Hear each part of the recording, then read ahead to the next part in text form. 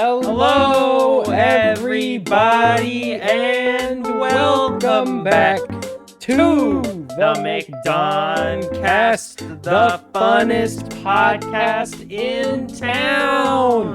The only podcast around. That is correct. Welcome back, ladies and gentlemen. Do we have a banger for you guys? For the first time, I think, in McDoncast history, we have some hot, piping fresh news straight out of the James Gunn Twitter bakery, literally posted as we were driving, or as we were driving here to record this. So we actually have some hot and heavy news for you guys But don't today. worry about it. We will not discuss it till the very end of the show. And by the time this comes out, it'll be 2 days late. That's okay. You know, So that's it's all piping hot to us, but it's very stale.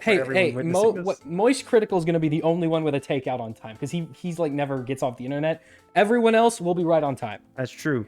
All right. But well, yeah, we got plenty of news for you guys. We're going to talk about HBO Max's continued quest to cancel every show they've ever made.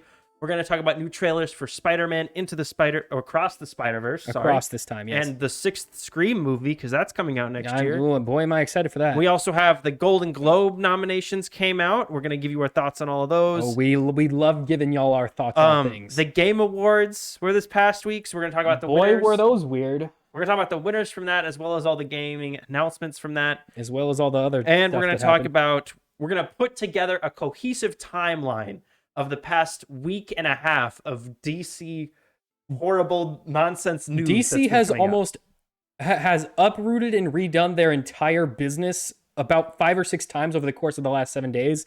So we're gonna try to summarize it all for you guys. So for those of you who are fans of the DC universe, can get some idea of what on earth is going on over there. Let's start. Real quick. We need to put the Star Wars Jedi Survivor trailer also on. We'll do that during the game. That's for you to do. But we're gonna start off, Sam. HBO Max. HBO Max is on another murder spree. So yeah, as we've been reporting these past few weeks, HBO Max has been canceling and removing shows that are not performing to the levels of which they would like, so that Warner Brothers can get a tax write-off and recoup the billions of dollars of debt they're in. See, the most recent cancellations that we just saw, though, are a little bit different. Because what we saw before were shows that either hadn't come out or were just generally not super popular. Or big. These most recent cancellations are some of their most viewed shows. Yes.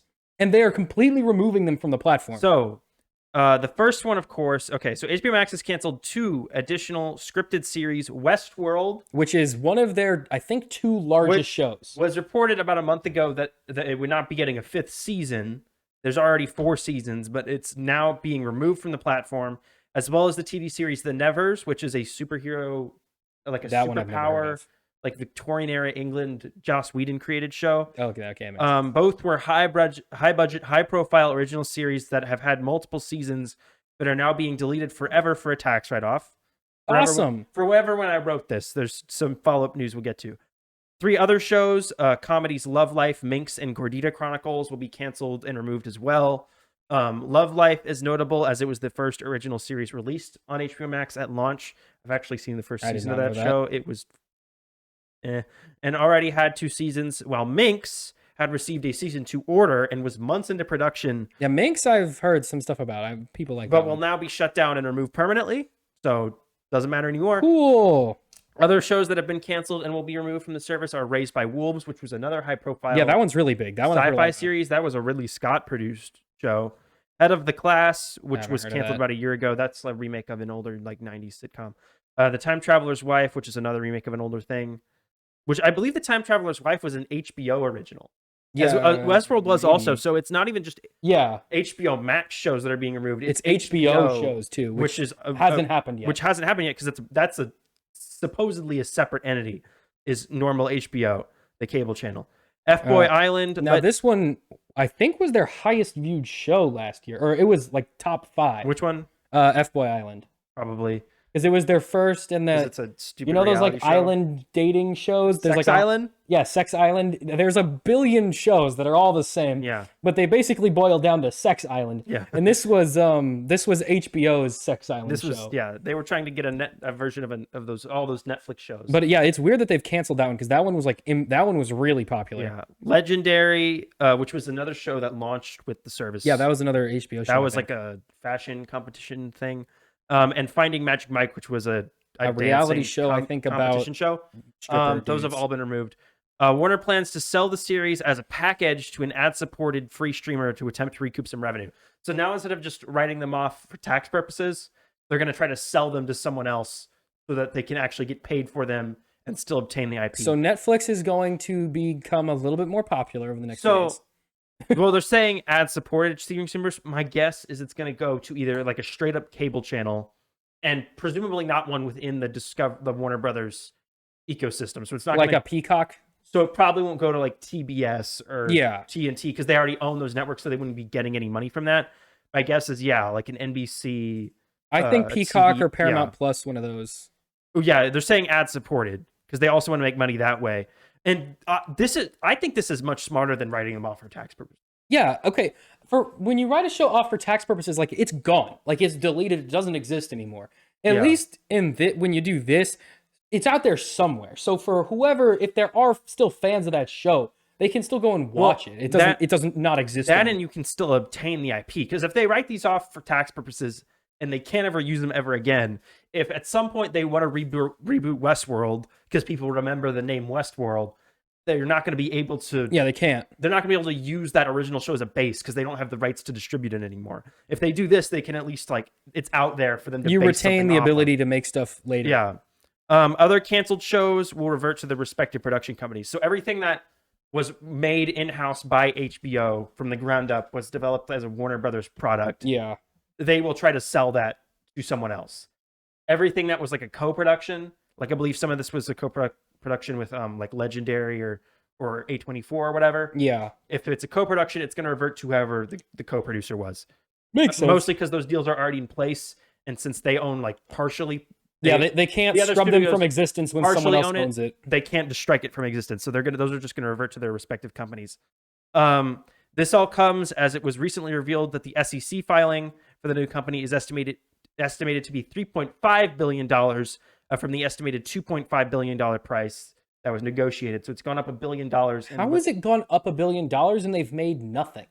They've done nothing but lose money. After all restructuring is finished, the merger will cost around $5.3 billion. So that's billions in debt. And they've already said they said by the end of the year, which is in like 15 days, $100 million in tax write-offs will be made. Well, you don't make money with tax write-offs. You just don't have to pay taxes on it. Which is insane. There's not going to be anything left.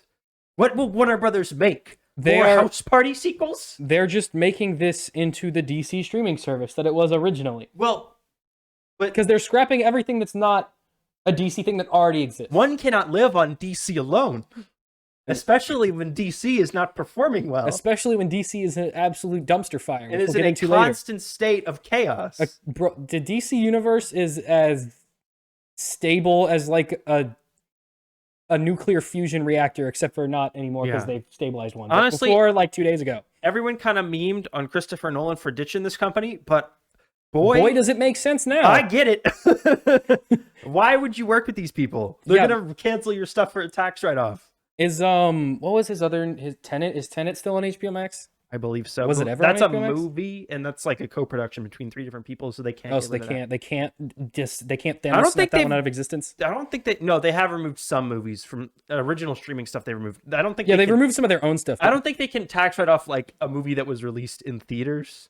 Yeah, because they already released it in theaters, I guess. But like Batgirl, they canceled because that was just it didn't go anywhere. Streaming alone. But I'm surprised that Blue Beetle hasn't been canned yet. I think they don't. I don't think it was very expensive. The main key, and we'll get to this when we get to DC. When Warner Brothers is developing or releasing projects for the next couple years, the main question will be, is it cheap? Right now, they're looking for fast, cheap revenue. It's the main reason they haven't released any movies this year since Don't Worry, Darling, and that was like the only See, thing they put out. They picked up the wrong guy to head up the DC universe. They picked James Gunn. They should have gone with Robert Rodriguez. That man's can make a full big budget movie with like a shoestring and 50 cents. Honestly, if I was them, what I would really kickstart and try to get like really ramped up is the horror division. It's been kind of dormant these last couple of years, especially with the Conjuring universe. Get that ramp back up again because those are cheap.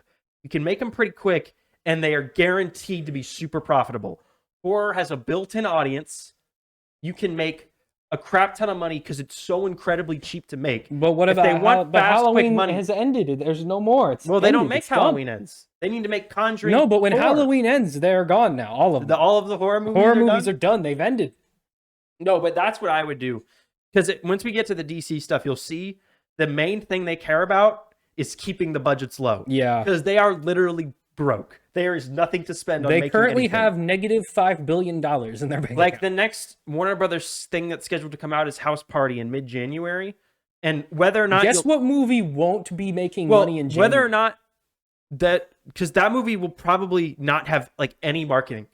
Only because they cannot pay for marketing. They cannot afford There it are right two now. trailers that currently exist. One of them is a joke that says that they could not make a trailer. So one trailer currently exists. I've seen it one time. Be it is like R-rated, so that's probably why they can't really trailer it a whole lot. So okay, number one, R-rated movies generally don't make as much as any other rate of movie. Yes, right? because you have a restricted audience. Movies in January don't make money because it's January. Yes, it's a horrible time. And House Party is a franchise that does not have any legs. So picking this to be their horse in the night to save them is a bad idea. Well, my guess is they're really hoping they have 4 DC films coming out next year. But LeBron James is in the movie. And they're really hoping 2 of those DC movies make $1 billion each. The Flash will maybe not make no, it will not make $1 billion. What they need to be focusing on is getting this stuff in China again. If can't. they can get Aquaman 2 back in China, they can cross $1 billion. I don't think with the current way things are going in the world politically, that is going to happen. They got Avatar 2 in China. Disney managed to work that out. I have a feeling they already had deals in place to do that. Was one of the main reasons they brought Bob Iger back, is he has a better relation with Xi Jinping. That's what I think I think China and Disney had years ago already agreed to do that. Yeah, also, I think they had some sort of deal because they knew the movie was going to be made. Avatar is super it did popular numbers in China. It made a lot of money for China too. I wouldn't be surprised if they had some deal in place already to keep those in theaters. Yeah, I mean, but anything else that was not previously decided is not going to air in China, almost for sure. It's pretty obvious that China would very much like it if there were no American movies. Yeah, I mean, it was just stuff made in last China, movie sponsored by the government. The last American movie I think that came out in China, wasn't it like Avengers? Was it Endgame or Infinity War? No, there have been like a couple things that have managed to like trickle their way in. Let's see. I wonder if there's information. I'm pretty sure it was either one of the earlier Phase 4 movies or it was one of the later Phase 3 movies. Let's see. I thought Death on the Nile made its way into China. That was still a while ago. That was what? No Marvel movie has made it in since Shang-Chi.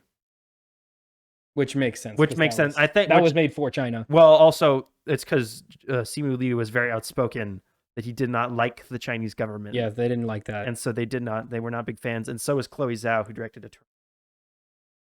Yeah, so two big not fans of China people making movies in China. But like, all right, no more. I'm sorry if you worked on any of these shows that have been canned. That sucks that your work is gone forever now. I'm glad that at least some of these are going to stick around somewhere else. If you have a favorite show, buy it on physical media. And if it's not on physical media, protest the company to release it on physical media. Because if it's not released physically, the company can just decide you can't see it anymore ever. So make sure you have your stuff downloaded or physical. Remember when everyone memed on people for buying Blu-rays for the past 10 years? Because otherwise, the big bad Netflix government, HBO Max people will be like, no more Westworld for you. Bye-bye. That's our show, and it's disappearing now. Sam, do you want to move on to talk about some happier news? Let's talk about some absolutely banging happy Well, news. Sam, we finally got the official trailer, full-length trailer for Spider-Man Across the Spider-Verse, which is, of course, the sequel to Spider-Man that pulled up Into here. the Spider-Verse. I'm gonna scooch over a bit. He's gonna scooch over. This is coming out in June. So, I think this is the old trailer that you're playing right now. Is it? Yes, it is. Yeah, that's the old one. This is the first. Sam is playing the wrong trailer. Spider-Man. I like how when you look up movie trailer on YouTube, you have to trailer. scroll through 9 reaction videos before you can just get to the trailer. Yeah, that's how YouTube is. So yeah, this movie looks freaking awesome. I'm hyped. I'm very excited for this movie. It's new directors, 3 whole different directors from the last 3 different directors. Yeah, but it's still the same cast. Well, I think the last one had 2 directors. No, last one had 3. Because it was Phil Lord and Christopher Miller, right? No, they were producers. Oh, are they? They're at the face of this, even though they didn't direct why is the either resolution of these. so low? Hold up, I don't know why it's pooping his pants. I think it's just YouTube.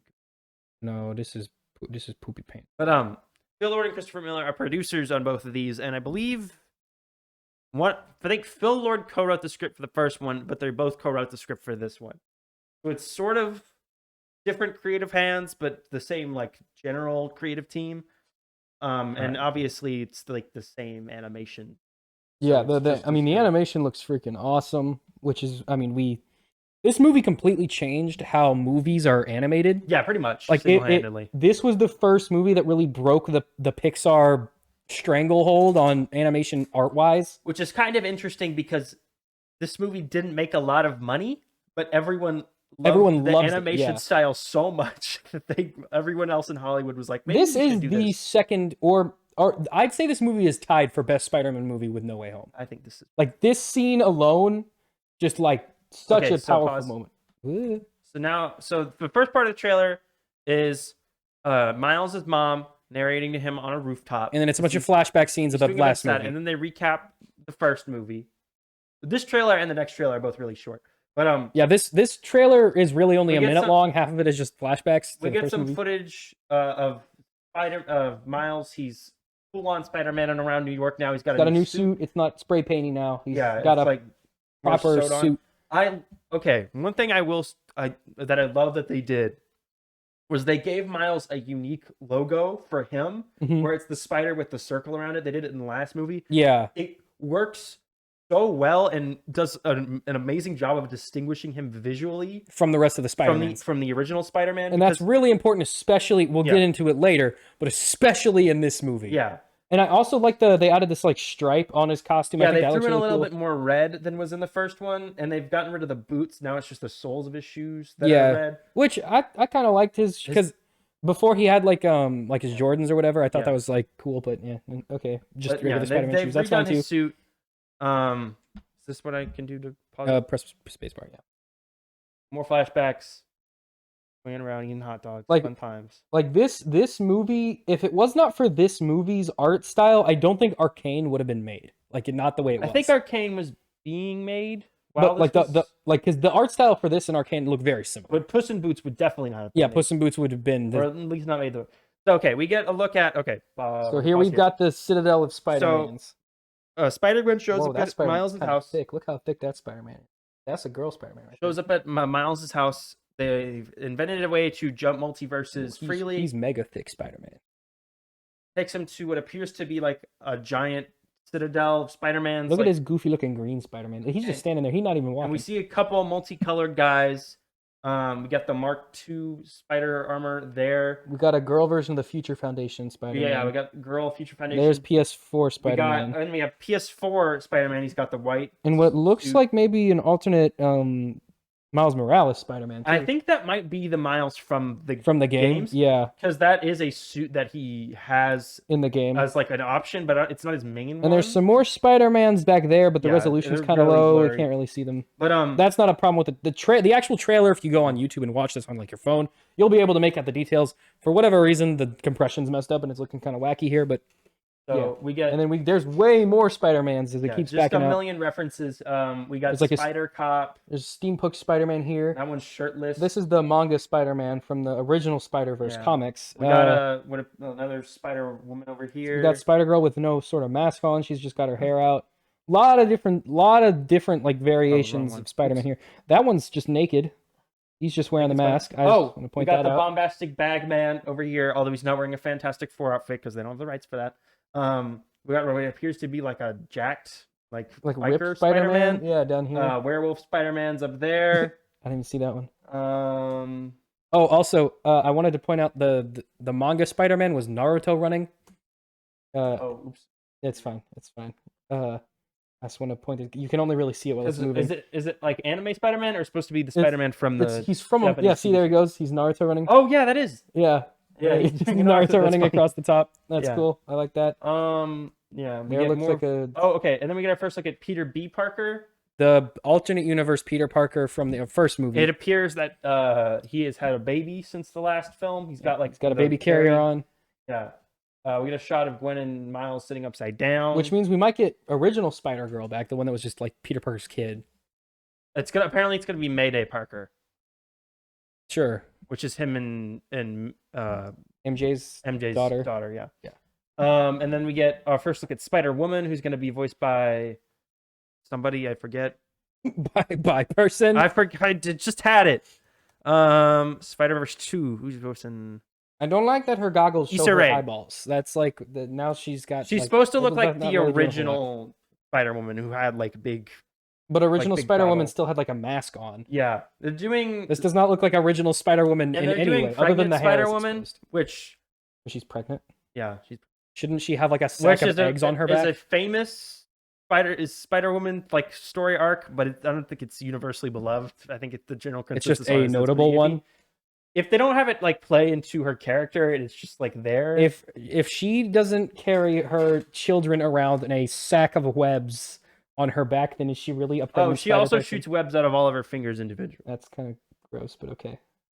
That's Vulture, but like a black and white version. And then we get our first look at Spider-Man 2099, which is of course Miguel O'Hara. And it looks like he's going to be some sort of antagonist. It looks like they're turning him into Cable. Sorta. He's got a daughter from the future. He's gonna have to go back in time to save her. Yeah, to save her by killing someone or doing something, hurting. Oh, I bet. Okay, and he's got all these future technology on his arm. Prediction time. He's being tricked by some sort of insert evil guy or group to kill Miles Morales in the past because they've convinced him that will save his daughter, but it actually won't. And they team up and they beat the bad guys. I think you're wrong because you can see him and Spider-Woman here, and they're like. But she's sad because she's just betrayed Miles. This is the dramatic scene where she betrays them, where they're like, where she double crosses them. He doesn't care as much because he's hardened, but she still has a heart. And then we see this. I think this is the big web of destiny or whatever. Yeah, the spider multiverse. Web. Madame Web, mm-hmm. And she sits on this thing. I think she's gonna be in this, but I think this is what that is. It's the. What if she's Madame Web? She isn't. She's gonna be in 3 scenes. But what if she is Madame Web?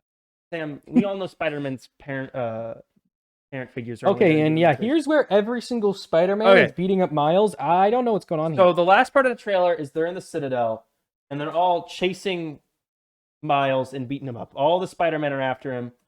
I think there's... Okay. In some sort of like beacon chamber. Time machine thing, yeah. Miguel O'Hara's after him. We get more. Oh, that's Spider-Man Unlimited. Yeah, there's Spider-Man Unlimited. There's manga Spider-Man again. Lincoln, you missed it. There's Spider-Man Unlimited from there's Bagman again. Cartoon series. Gwen's telling him to run. And then... This, bro, that is a choke slam right there. Okay, so that is the most aggressive choke slam that's like ever been put to film right there. And they released an official plot summary for this. Let me see if I can find it. I make so many notes for this, and then I realize I don't have nearly enough notes. Okay, here we go. Miles Morales and Gwen Stacy journey through the multiverse where they meet more spider people who are charged with protecting it. However, when a new threat emerges, Miles finds himself going up against the other spider people and how to handle it. So I think how this is going to be is we know the villain of this, or one of the main villains, is Miguel O'Hara. Spot. Oh, yeah, Spot's in this. So I think what's going to happen here is Spot shows up, got an evil plan to use his multiverse powers to destroy the big web. So he has multiverse powers now instead of his big spots can open portals. Yeah. So for context, originally his powers were he could make a door to any room on the other side of a wall. So if you trap him in a box with no doors, he can put a portal on it and it'll make a door to the other side. I think his evil plan is to blow up the big web, right? To destroy the Webbyverse or whatever it's called. And if they do that, all the Spider-Men are going to die.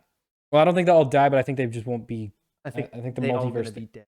I don't think they'd all be dead. They're not going to all die in the movie, but that's what the stakes are. But but that wouldn't make any sense.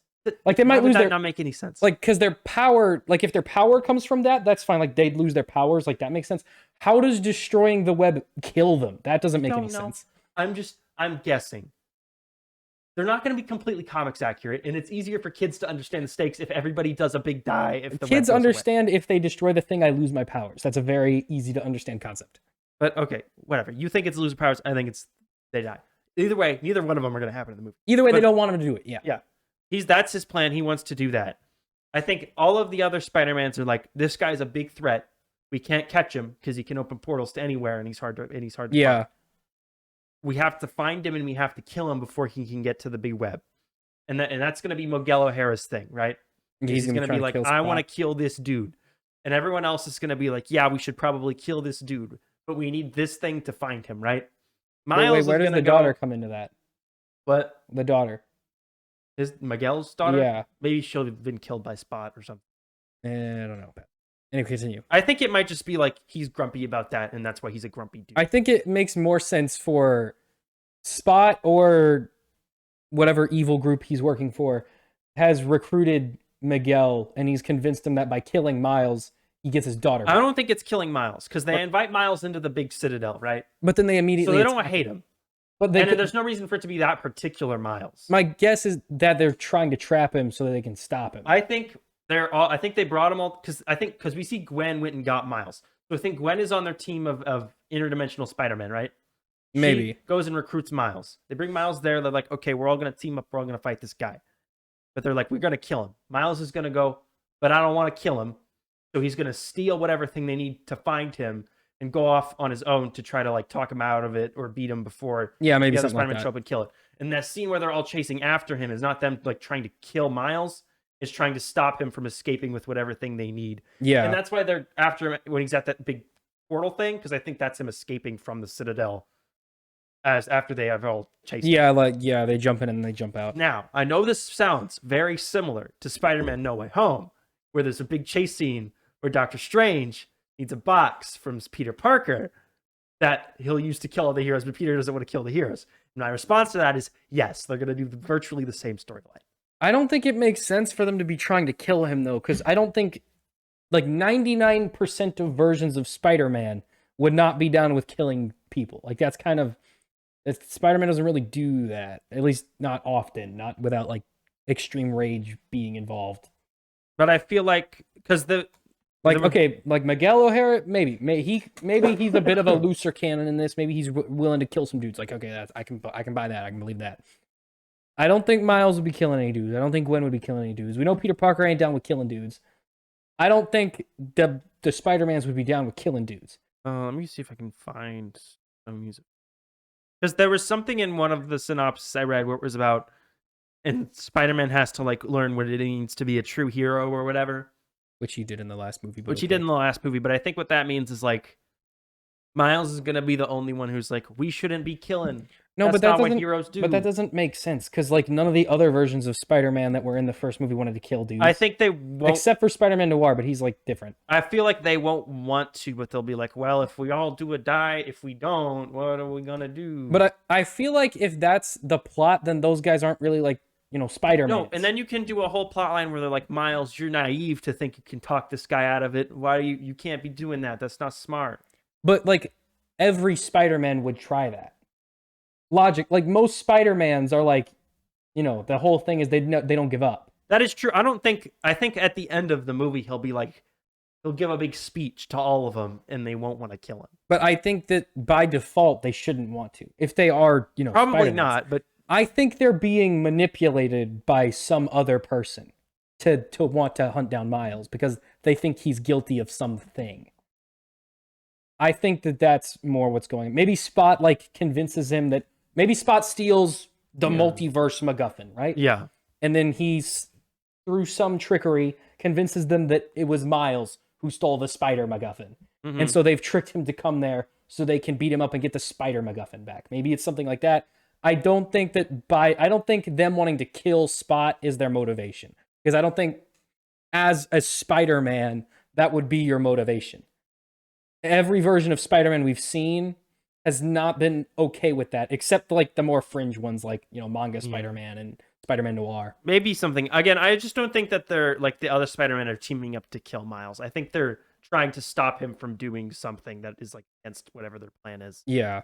Because these movies are always about like what a true hero is. Like, so well, that's part of Spider-Man's whole like identity is like.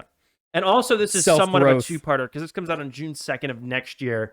And then the third one comes out in March of the year after that. So its sequel is going to be less than a year apart from this.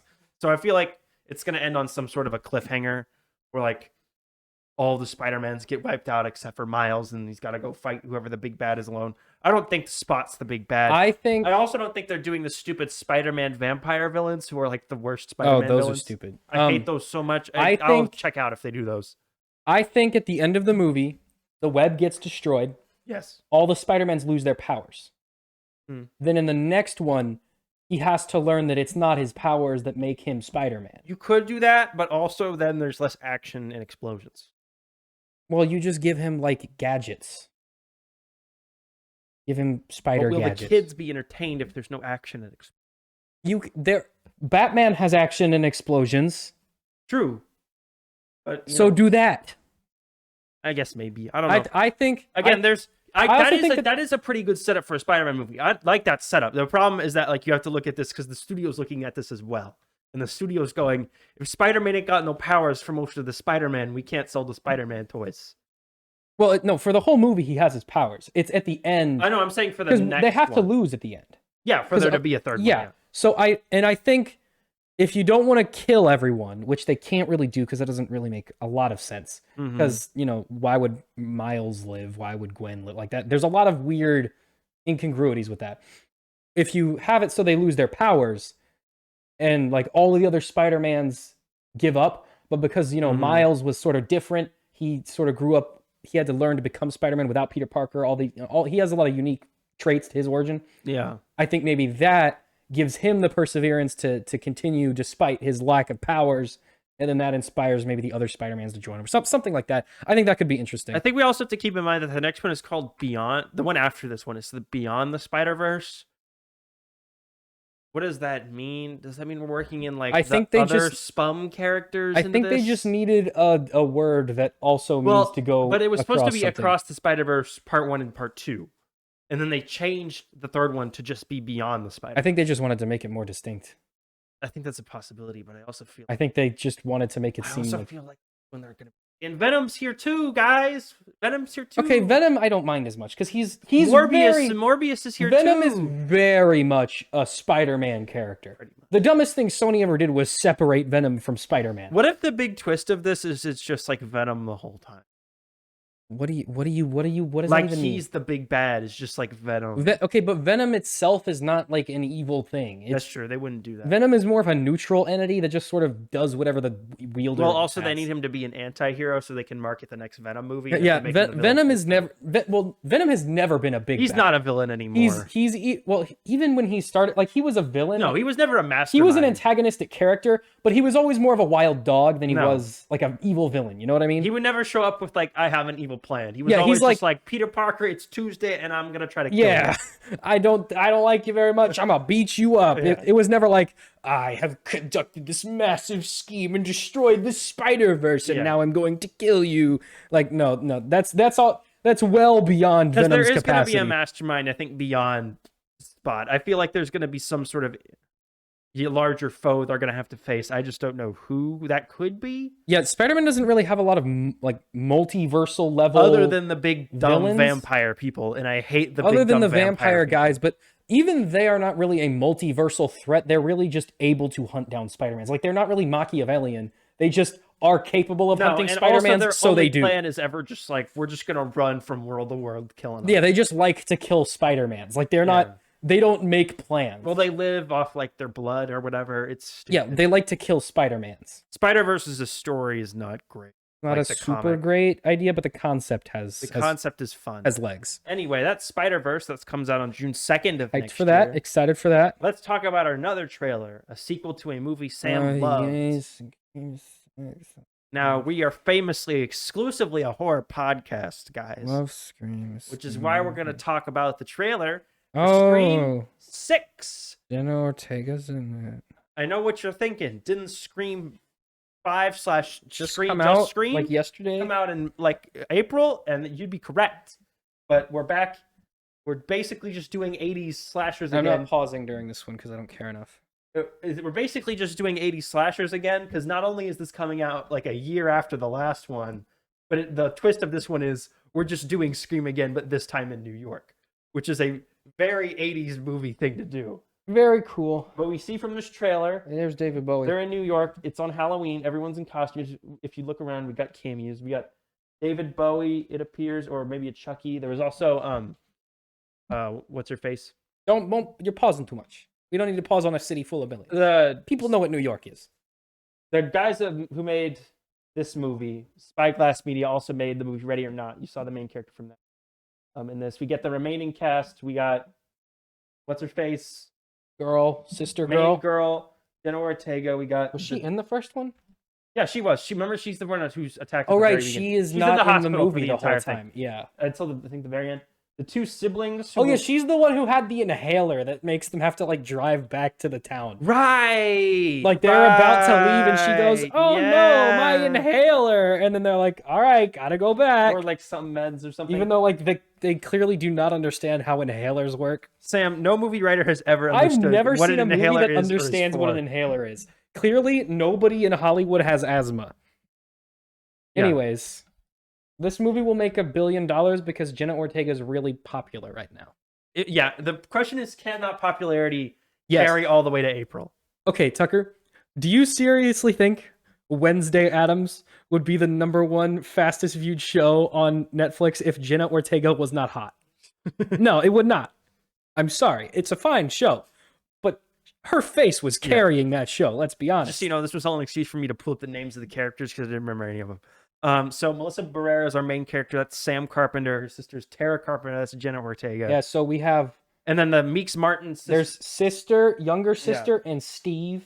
That's the new character. That's played by His name is Steve. Josh right? Segar. I like him. He's in a lot of stuff. He was he was in She-Hulk. If you remember, he was like the guy lawyer. Oh yeah, he was the hot doctor But guy. he was also in Arrow, and he was really, really good in Arrow. Well, he looks like his name is Steve. He was from like the second best season of Arrow. He was from season 5. He played Prometheus. He was actually really good That's in that. good. Good thing they covered And his then face the whole time. We got the Meeks Martin siblings, who what's his face? Chad? That's his actual name. His name's Chad, that His guy? name is Chad. Very clearly was supposed to die in the last movie. He gets stabbed like while in a field by himself and is like left there for hours, and I don't see him like getting wheeled away in the end. But in this one, they're obviously retconning it that he's alive. And then his sister's in the next. Oh, Kilo said, I like Wednesday because I'm a fan of the Addams Family movies. And that's fair. That's valid. But That's the there Babadook, are by the way more people who saw Wednesday than there are Addams Family movie fans. This whole trailer is the main characters on a subway, and then Ghostface is there. Scream guy shows up. And get it? Hear you scream? Haha. He hears you scream because he's the And he Scream attacks guy. Mindy. Why do the lights in this subway not work? Because it's spooky. But no one seems to like care. So, Oh no, they've been stabbing. And the gimmick for this one, so you know how the last movie was just called Scream? And there's Reddit nerds. So Oh, it's got a 6, but actually that's also a yeah. 1. So you remember so how the last movie was really just, that's just still a 5. so it goes Scream, Scream 2, Scream 3, Scream 4, Scream, just Scream, Mhm. and then Scream. But this time the M is highlighted. Half the M is highlighted in red, which makes a Roman numeral for 6. They can call this one Scream 6. And I was thinking, you know what the perfect? Why wasn't the last one? The middle was just highlighted red. Yeah. Because it could have still been called Scream, but you still could have highlighted that it was the Also- 5th one. Because now this one's highlighted as the 6th one, but the last one is just highlighted as just Scream. Also, if this is a V and an I, this could also be seen as an I, and then this would just still be 5. Yep. No, it would be 4. No, because it's +1 and -1, so it'd just be 5. And Ghostface has a new mask that's like deteriorating, by the way. Oh, cool. Okay. I didn't love the last one. I was vehemently despise the last okay. one. I really like. I actually The just Scream- hate it with every fiber of my Scream 1 being. and 4 are very good. Screams 2 and 3 not so much. This one I was very, very negative on when it came out, which was different from the general consensus, which is that everyone kind of liked it. I'm interested. I want to revisit it at least before this one comes out, because maybe my opinions changed. Maybe I was a little harsh on it when it came out. But I would not be interested in this because not only did I not really like the last one, but also Neve Campbell's not coming back as Sidney Prescott because they refused to pay her any money. Just even though she was like the main character. Yeah, she was like the main and person. the main character of the press. And like, the only alive. like last living person of Yeah, the because they first killed movie. Dewey in the last one. Spoilers for a movie that came out 9 months ago that none of you care about. So now it's just Courtney Cox coming back for this one. And not the other main character. Yeah, the last one was like so self-aware that it actually just actively annoyed me and detracted my ability to like care about what was happening. When I saw it, my interpretation was they're not saying anything really that clever. They're just saying a trope, saying it's bad, and then doing it anyway, which I hate.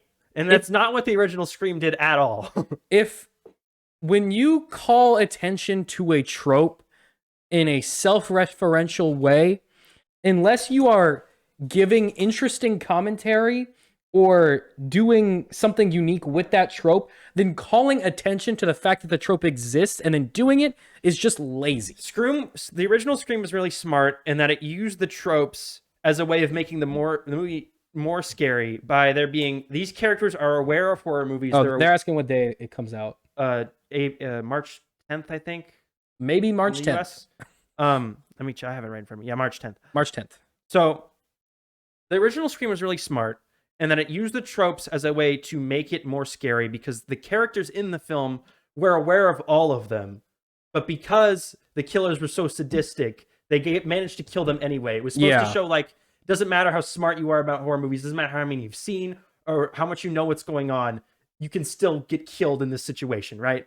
In the most recent one, it was just like, wow, reboots are dumb. They're just referencing the original movie and tying it all back to that. Horror movies sure and are then they just goofy, guys.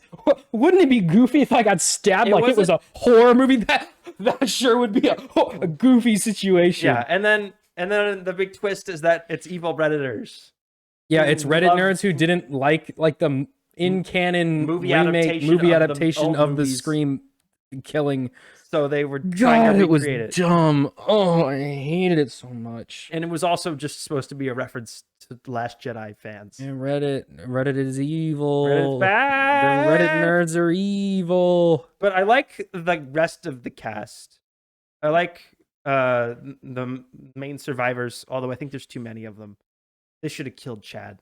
Chad should be dead. I don't even remember any of their names. They should have. I think they only didn't kill him. And now him. Jenna Ortega's invincible because she. No, they're not. They can't kill Jenna Ortega. Yeah, she's their star. If they shot this movie and they killed her in that, they're doing reshoots fast. Yeah, they can't lose her now. In Scream 2, they made the mistake of killing the guy who made all the references. So in 3, they had to find some ham-fisted way to like have make more references, like a video of himself that he made to make references about the third movie. That's so dumb. It was so dumb because they wrote themselves into a corner because they didn't think that they were gonna make a third one, but they ended up doing it. And then in 4, they just introduced new characters to do it for them. But I think they only didn't kill Chad because then there would have been just 3 women and they needed a dude to appeal to. Yeah, they gotta have some kind of man. They were just like, oh, he's alive because they killed Dewey also. So even that guy was dead. Yeah. And they needed some male character who wasn't the murderer.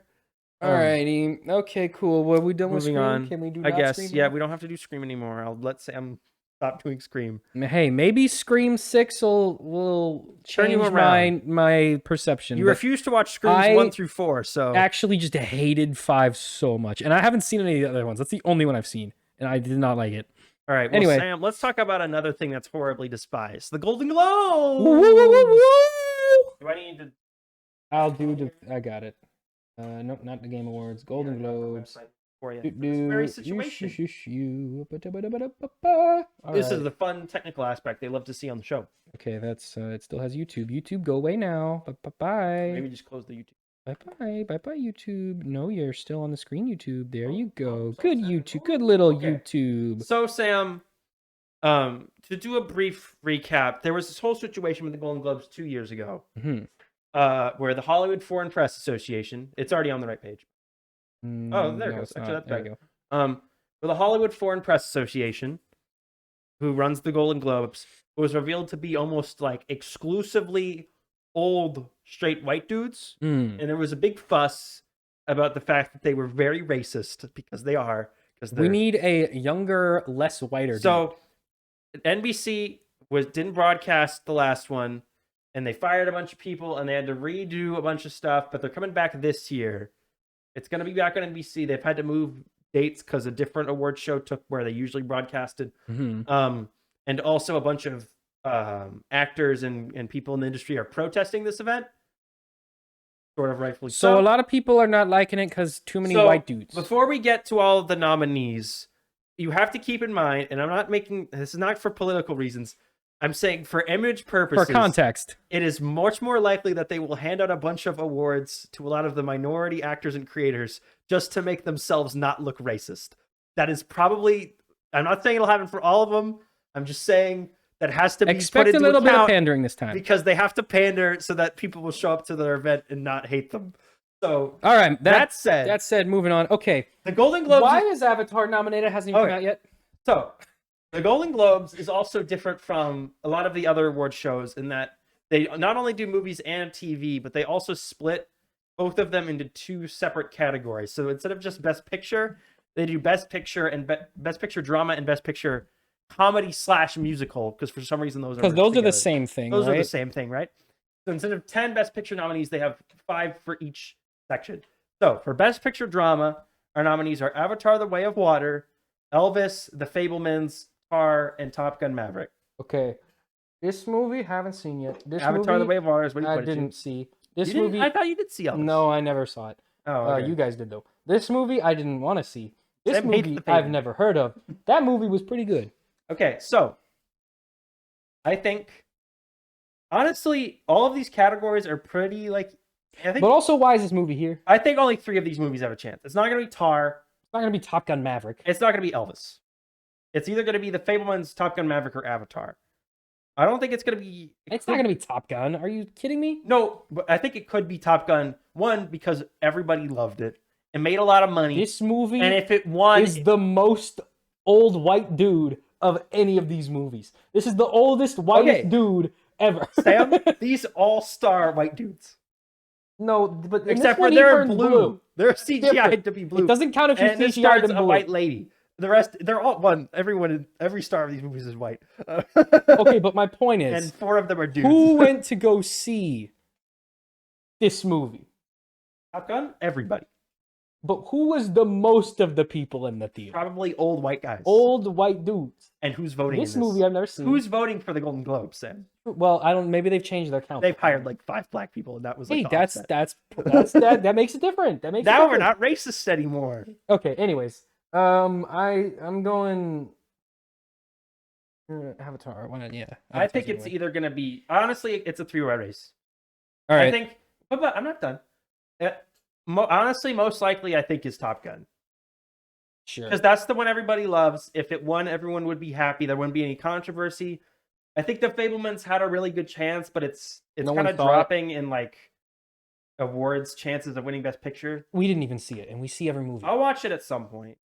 I just haven't had a chance yet. And this movie we're gonna. And then Avatar, we'll see. I think that obviously this is going to be broadcast after that movie's been out for a while, but I feel like we can't really evaluate its chances until there's a consensus. But I kind of think it would be funny if it doesn't, because it cost $2 billion to make, and I want it to not make its money back. Sam is rooting for it to fail. Just I want it to be a good movie. I don't think it'll be bad. I just want it to lose money because I want studios to know this is a dumb thing that you did. Why on earth did you do that? That's $4 billion. Why did you spend $2 billion on a movie? Right. Don't do that. Stop that. Do something else. Down. Let's look at. I think the next one is best picture, musical, or comedy. For this, it's. Nominees are Babylon, The Banshees of Inisherin. It's not out yet. Everything. No. Can I finish? Everything, Everywhere, All at Once, Glass Onion and Knives Out Mystery, and Triangle of Sadness. Sam, now you can. Okay. Those 2 movies are not real. They don't count. Sam pointed to The Triangle of Sadness and Banshees of Inisherin. Yeah, they don't. Those are not real. This movie's not out yet, so Babylon is not out yet. I don't know. Everything Everywhere All at Once is the best movie on this list and deserves to win. I really, really, really like Knives Out, and I really like Glass Onion. That's a very good movie, but I don't think it's better than Everything Everywhere All at Once. So I'm going Everything Everywhere. Yeah, I think it's Everything Everywhere All at Once. I think for anything else to win would be a great snub. I think because if you go up to drama, I think the comedy musical. Yeah, why is this in comedy? I mean, it's like there's funny. It bits, is a comedy, but it's not really a comedy. I mean, it's a like there are humorous moments, but the story itself is not a humorous generally story. like a wacky movie. Wacky things happen, but the tone is not humorous. It is for some, like most of for it. a couple bit, like they'll do cutaway gags where it's a funny bit, but the tone of the movie generally from the beginning to end is sad. I would consider Everything Everywhere All at Once to be as much as like drama as Top. Yeah, that's what I'm saying. Like, so yeah, I feel like they're so arbitrary. None of the decisions make any sense for what's nominated where. You know what? They get rid of Tar. Put the everything right there. So if we go back down.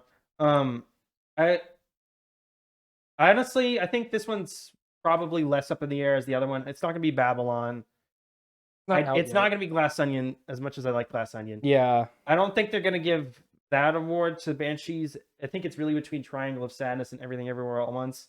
And again, Everything Everywhere All at Once is a little more popular. Babylon a comedy either? It's really not marketed as a comedy. It is kind of. It's marketed There's as like one joke in the trailer.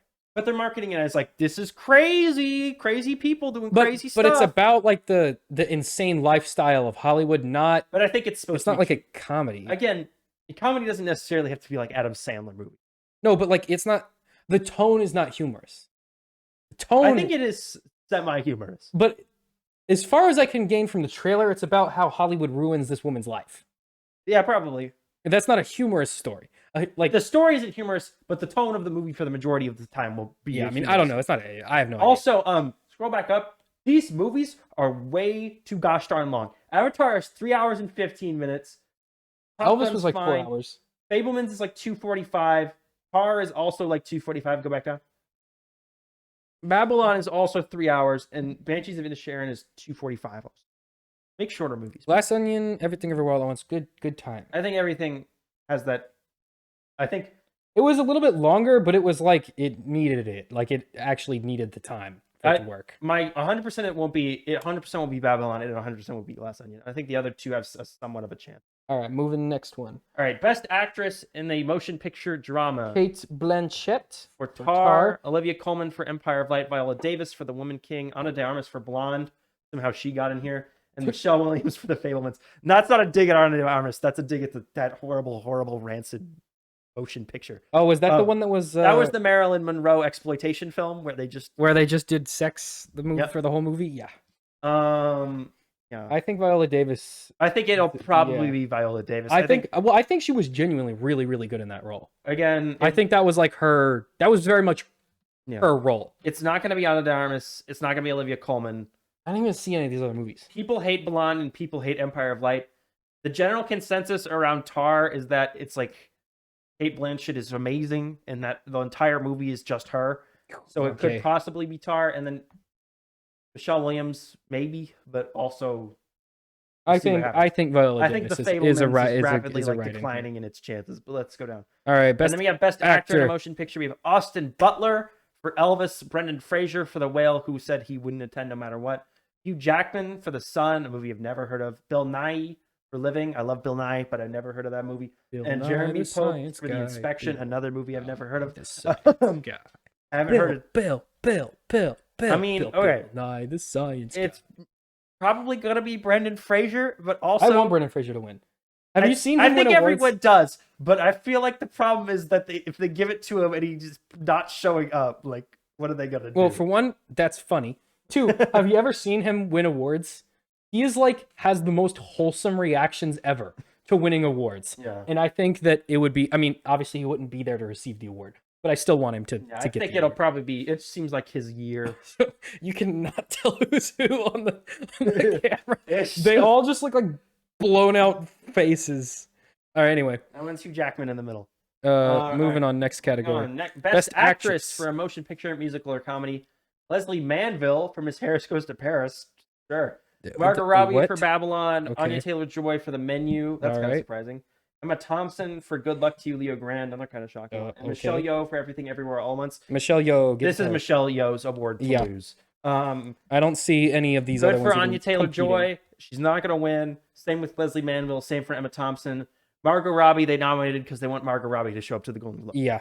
It's Michelle Yeoh's going to win that award. All right. Best actor for motion picture, musical, or comedy. We have Diego Calva for Babylon. Daniel Craig for Glass Onion and Knives Out Mystery. Adam Driver for White Noise. Colin Farrell for The Banshees of Inisherin. And Ralph Fiennes for The Menu. Again, I don't know how The Menu got in here. Adam Driver wins because Adam Driver. I know he's not going to win. But I want Daniel Craig to win. I think it'd be awesome if Daniel Craig. I really want to. I really want Daniel Blanc. I really like Benoit Blanc as a character, and I think Daniel Craig is so good as that character. But the general consensus is that it's Colin Farrell's it's his award. Okay. I think it's probably going to be Colin Farrell. All right, best supporting actress. So just they do lead actor and lead actress for both categories, but then supporting they just do for all movies.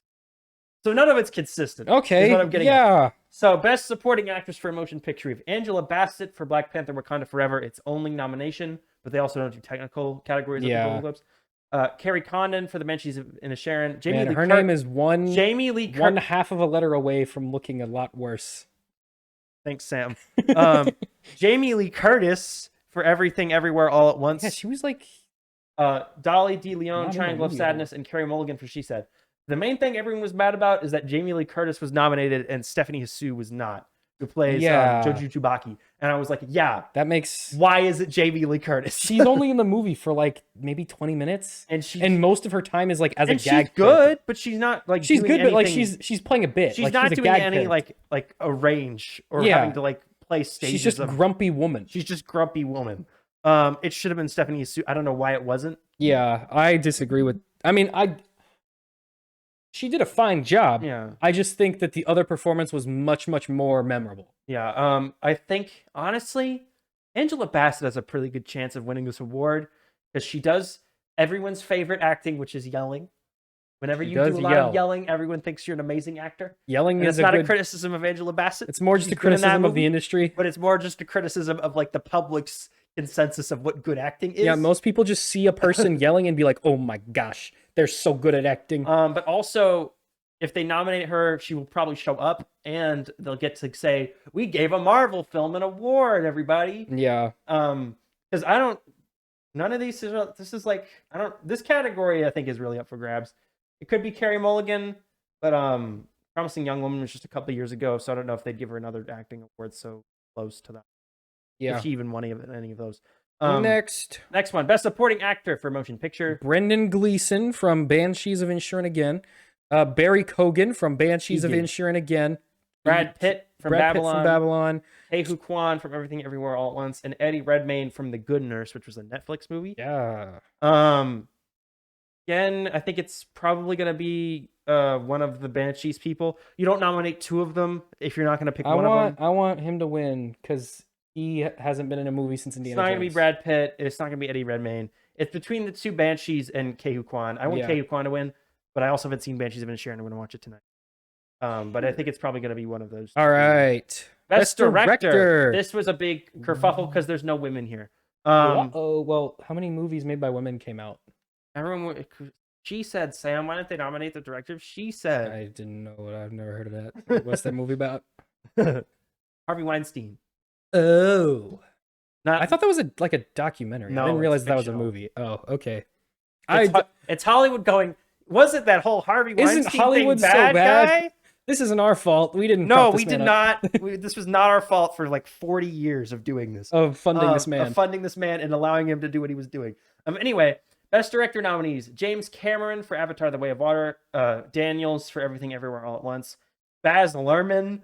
Just Daniels. Well, that's what that's what they go by is just Daniels. That's funny. Baz Luhrmann somehow paid someone to get himself nominated for Elvis. What? Martin McDonough for The Banshees of Inisherin and Steven Spielberg for The Fabelmans. How the heck did Baz Luhrmann get in here?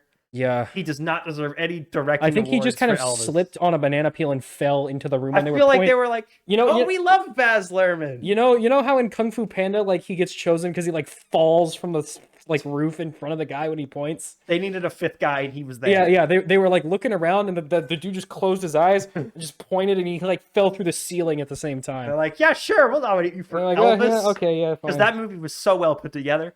I I haven't seen. I think it's gonna be haven't Cameron. seen Cameron. This movie's really good. I hope it's them. I haven't seen Elvis. Haven't seen that. Haven't seen that.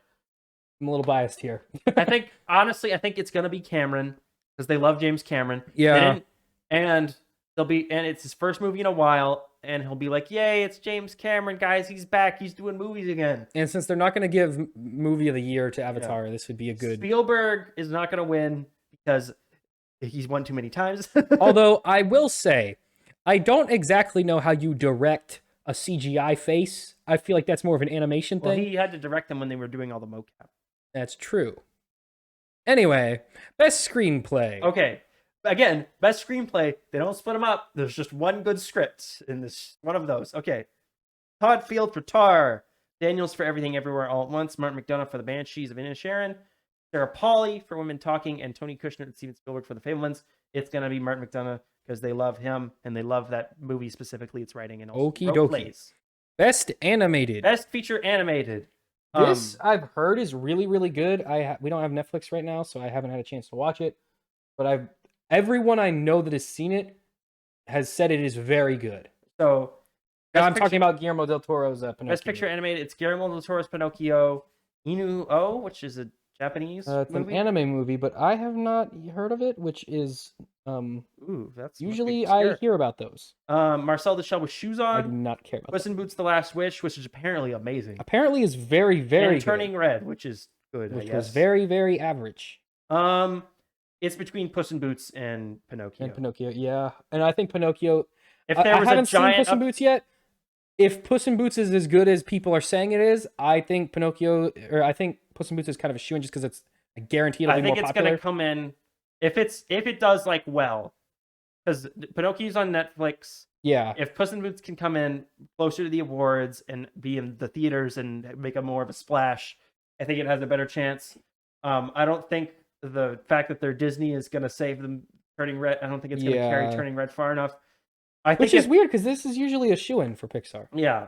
But most of their movies this year were okay and bad. Yeah, so Lightyear was not a good movie, and that movie was. If there was a great. giant upset, I think Marcel could take it, but I think it was too far away I think from. Marcel is a little too whack. Well, that and it came out in like July, and they don't remember. Everyone already forgot about that. Best Picture, non-English language. Well, All Quiet on the Western Front from Germany, Argentina, 1985 from you guessed it, Argentina. Well, who could have Close. From 3 countries, Netherlands, France, and Belgium. That's I don't know how that confusing, works. but okay. Decision to Leave from South Korea and RRR from India. I've heard a lot of good things about that. RRR is the most famous of these. All Quiet on the Western Front is probably number 2. Because that movie was so popular that like Americans heard about it. Yeah. And when Americans hear about a Bollywood movie, that movie's like crazy. Yeah. Decision to Leave has been getting a lot of like awards chatter about how good it is. I think it's probably going to be. Yeah, I think Decision to Leave or this. RRR is too much of like a mainstream movie for them to let. It's like the Indian equivalent of like a Marvel movie. Yeah, so as far as I can tell from like the trailers and stuff I've seen. I feel like this one will win just because the precedent for foreign language movies is they actually watch the Korean ones and they don't watch any of the other ones. So I think this one stands to win just because they will actually watch it. I'm sorry about All Quiet on the Western Front, but it's a remake, so I don't think they're gonna. Oh, so it's Netflix. All right. And they hate Netflix with a burning passion. Yeah. Alrighty. Best score. Got Carter Burwell for The Banshees of Inisherin, Alexandra Desplat for Pinocchio, Hilder. Women Talking. Whoever did the score for Women Talking, she got nominated. Sorry, your last name has letters in it that I've never seen. She also did Joker. Oh. Justin Hurwitz for Babylon and John Williams for The Fabelmans. All right. He wins. Next. I think. Hang on. I don't think it's gonna be John Williams. How was it not John Williams? I don't think they're gonna give it to him because he has. I think they're gonna wait to give him that for Indiana Jones. Are you gonna look up John Williams' score and then just like play it? I want to hear the score from the movie. Well, you're gonna get copy striked. That's fine. Pay attention, everyone, as we listen to a piece of music from The Fabelmans.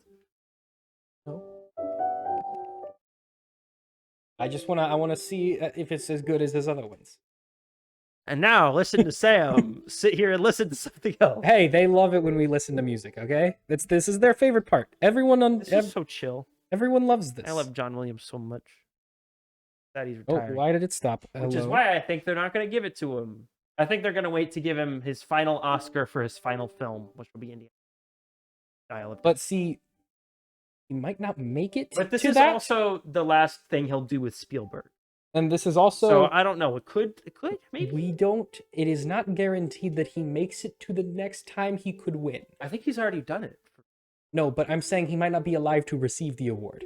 He might win the award, but I don't know if he will be alive to pick it up. They're fine with doing that. They don't care about if you're dead or alive and you get an award, as long All as right. they. Well, get I do like this. It is a very chill. Like I think I'm understanding the vibe of the movie from this score, which is good. That's what you want.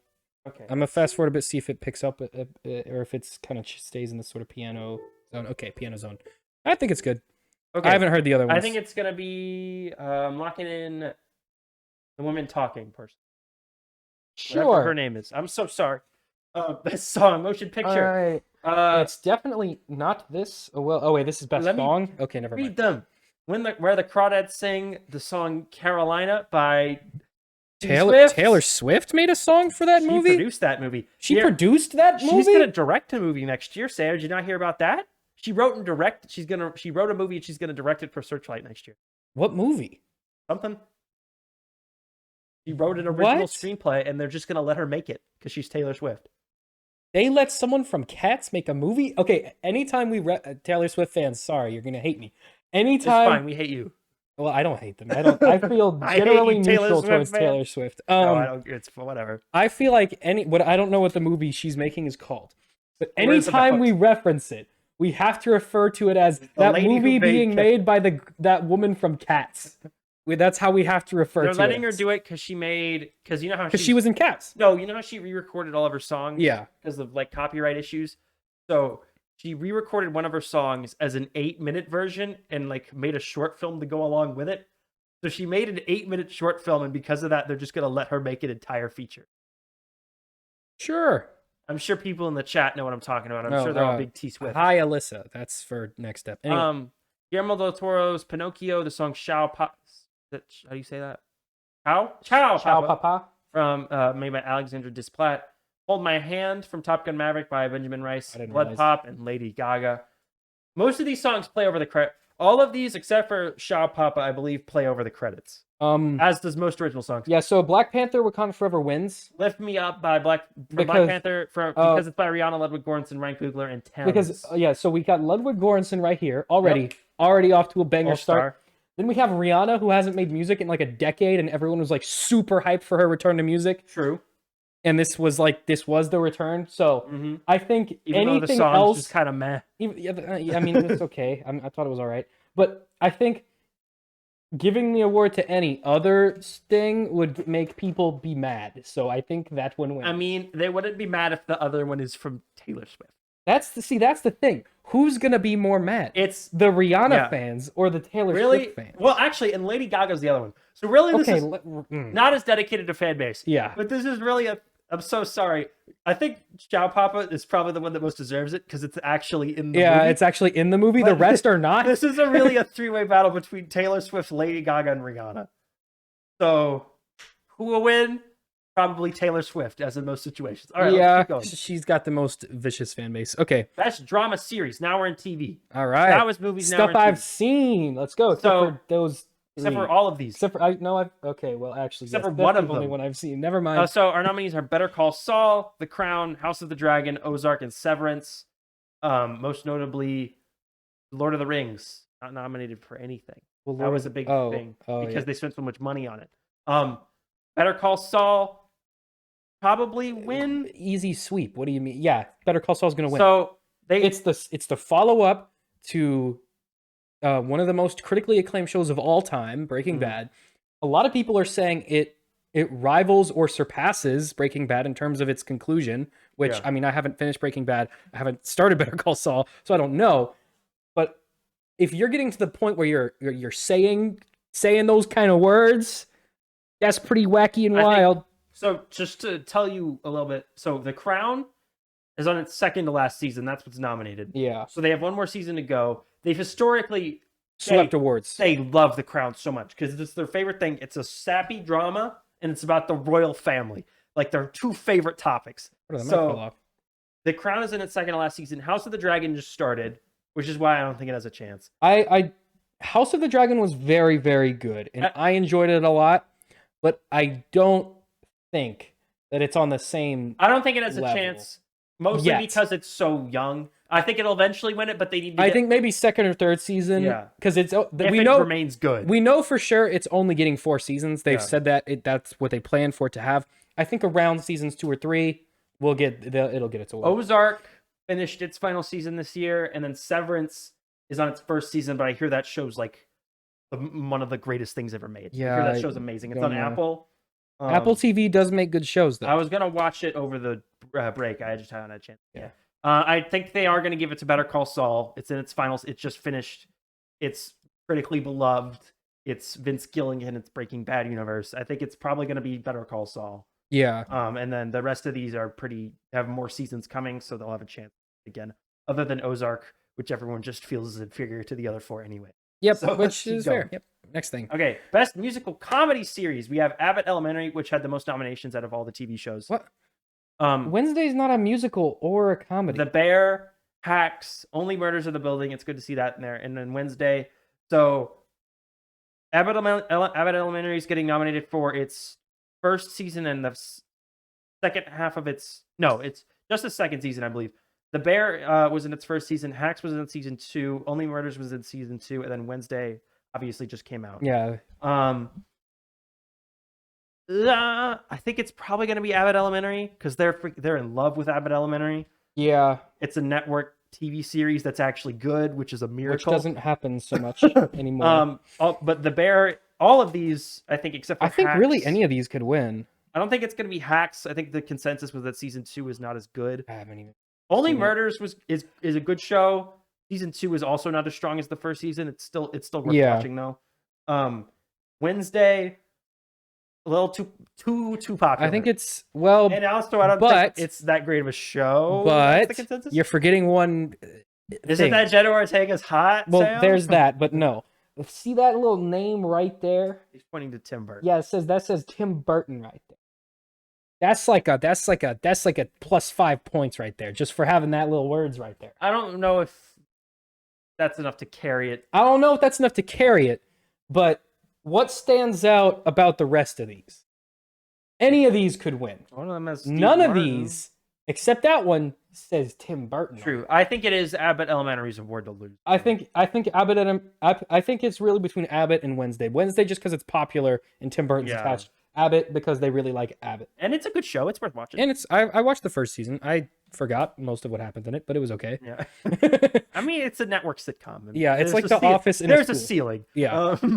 It is literally The Office in a school. Like that's everything now. No, but like, so The Office came out and it had that fake documentary. Yeah, like everything pretense. does mockumentary. Then everything was that, but The Office is the only one that committed to the bit, and they actually like had the documentary as part of the show. Yeah. Abbott did the same thing where like the documentary crew was like actually there. They did this because they explained it in the first episode and they actually work it into a storyline. Yeah, that's what I'm saying is The Office and Abbott are the only ones that actually work that into the show. Like in Parks and Rec, that's going on, but they never mention it. They never mention it, and there's like weird time jumps that wouldn't make. It's just like a framing device. It's not really a. And then Brooklyn, it was even worse in Brooklyn Nine-Nine because they didn't do the talking. Brooklyn Nine-Nine, it was just an excuse to shake the camera. They didn't do talking heads, but they still did the shaky cam. It was so weird. Anyway, moving on. Next thing. Oh my gosh.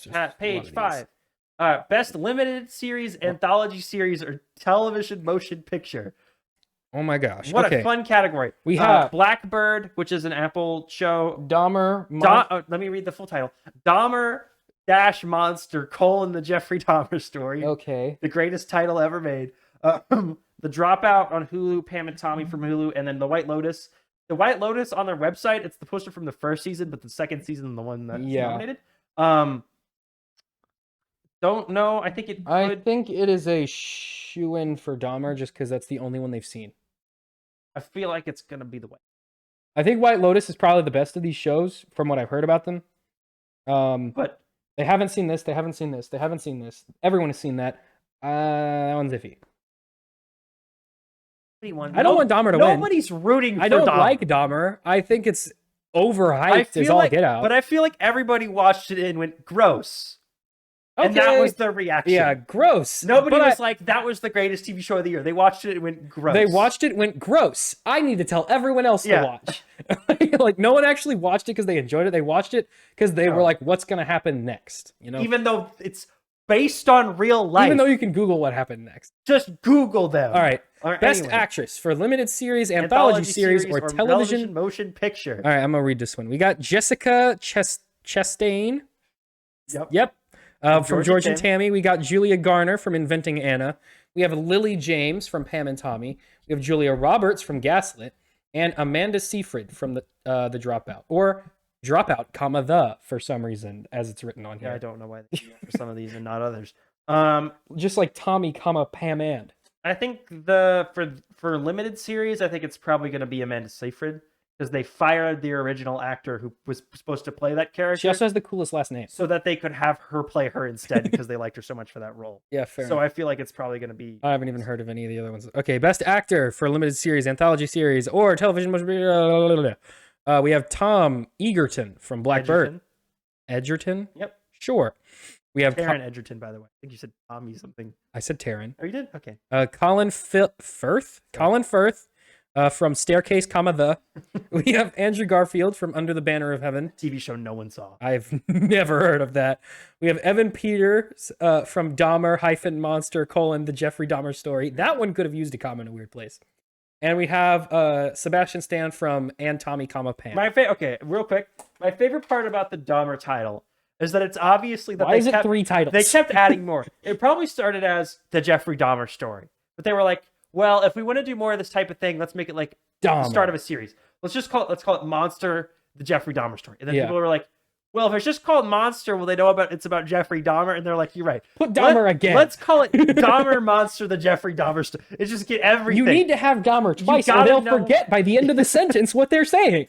If they just read, because if it's just called The Jeffrey Dahmer Story.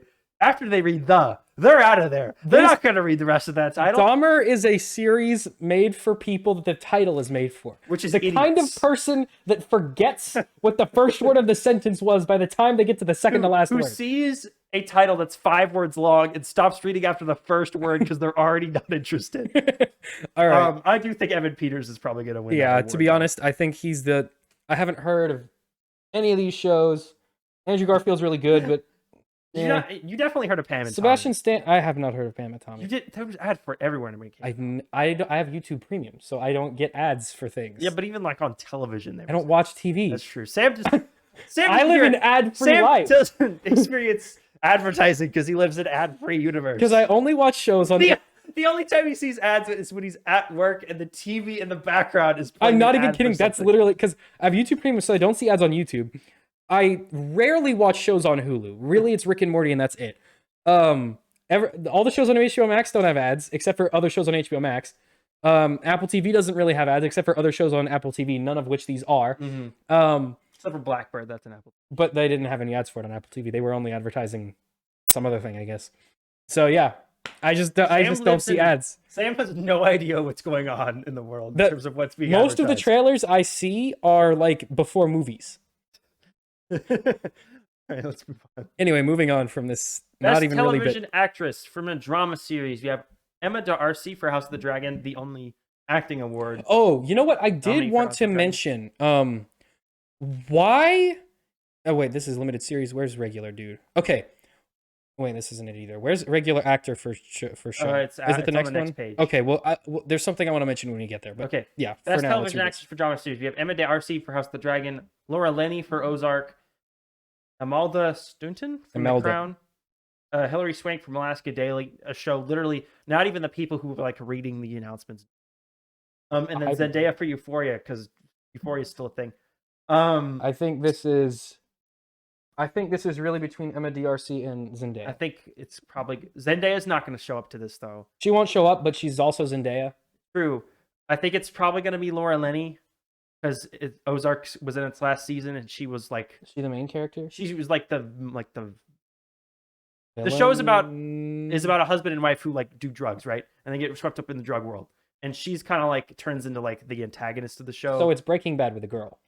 Sorta. It's But also then Walter it's a White similar does cocaine. premise, but it's a husband. So and it's wife. like if Walter White did meth and then it was the same show, but he's a girl also.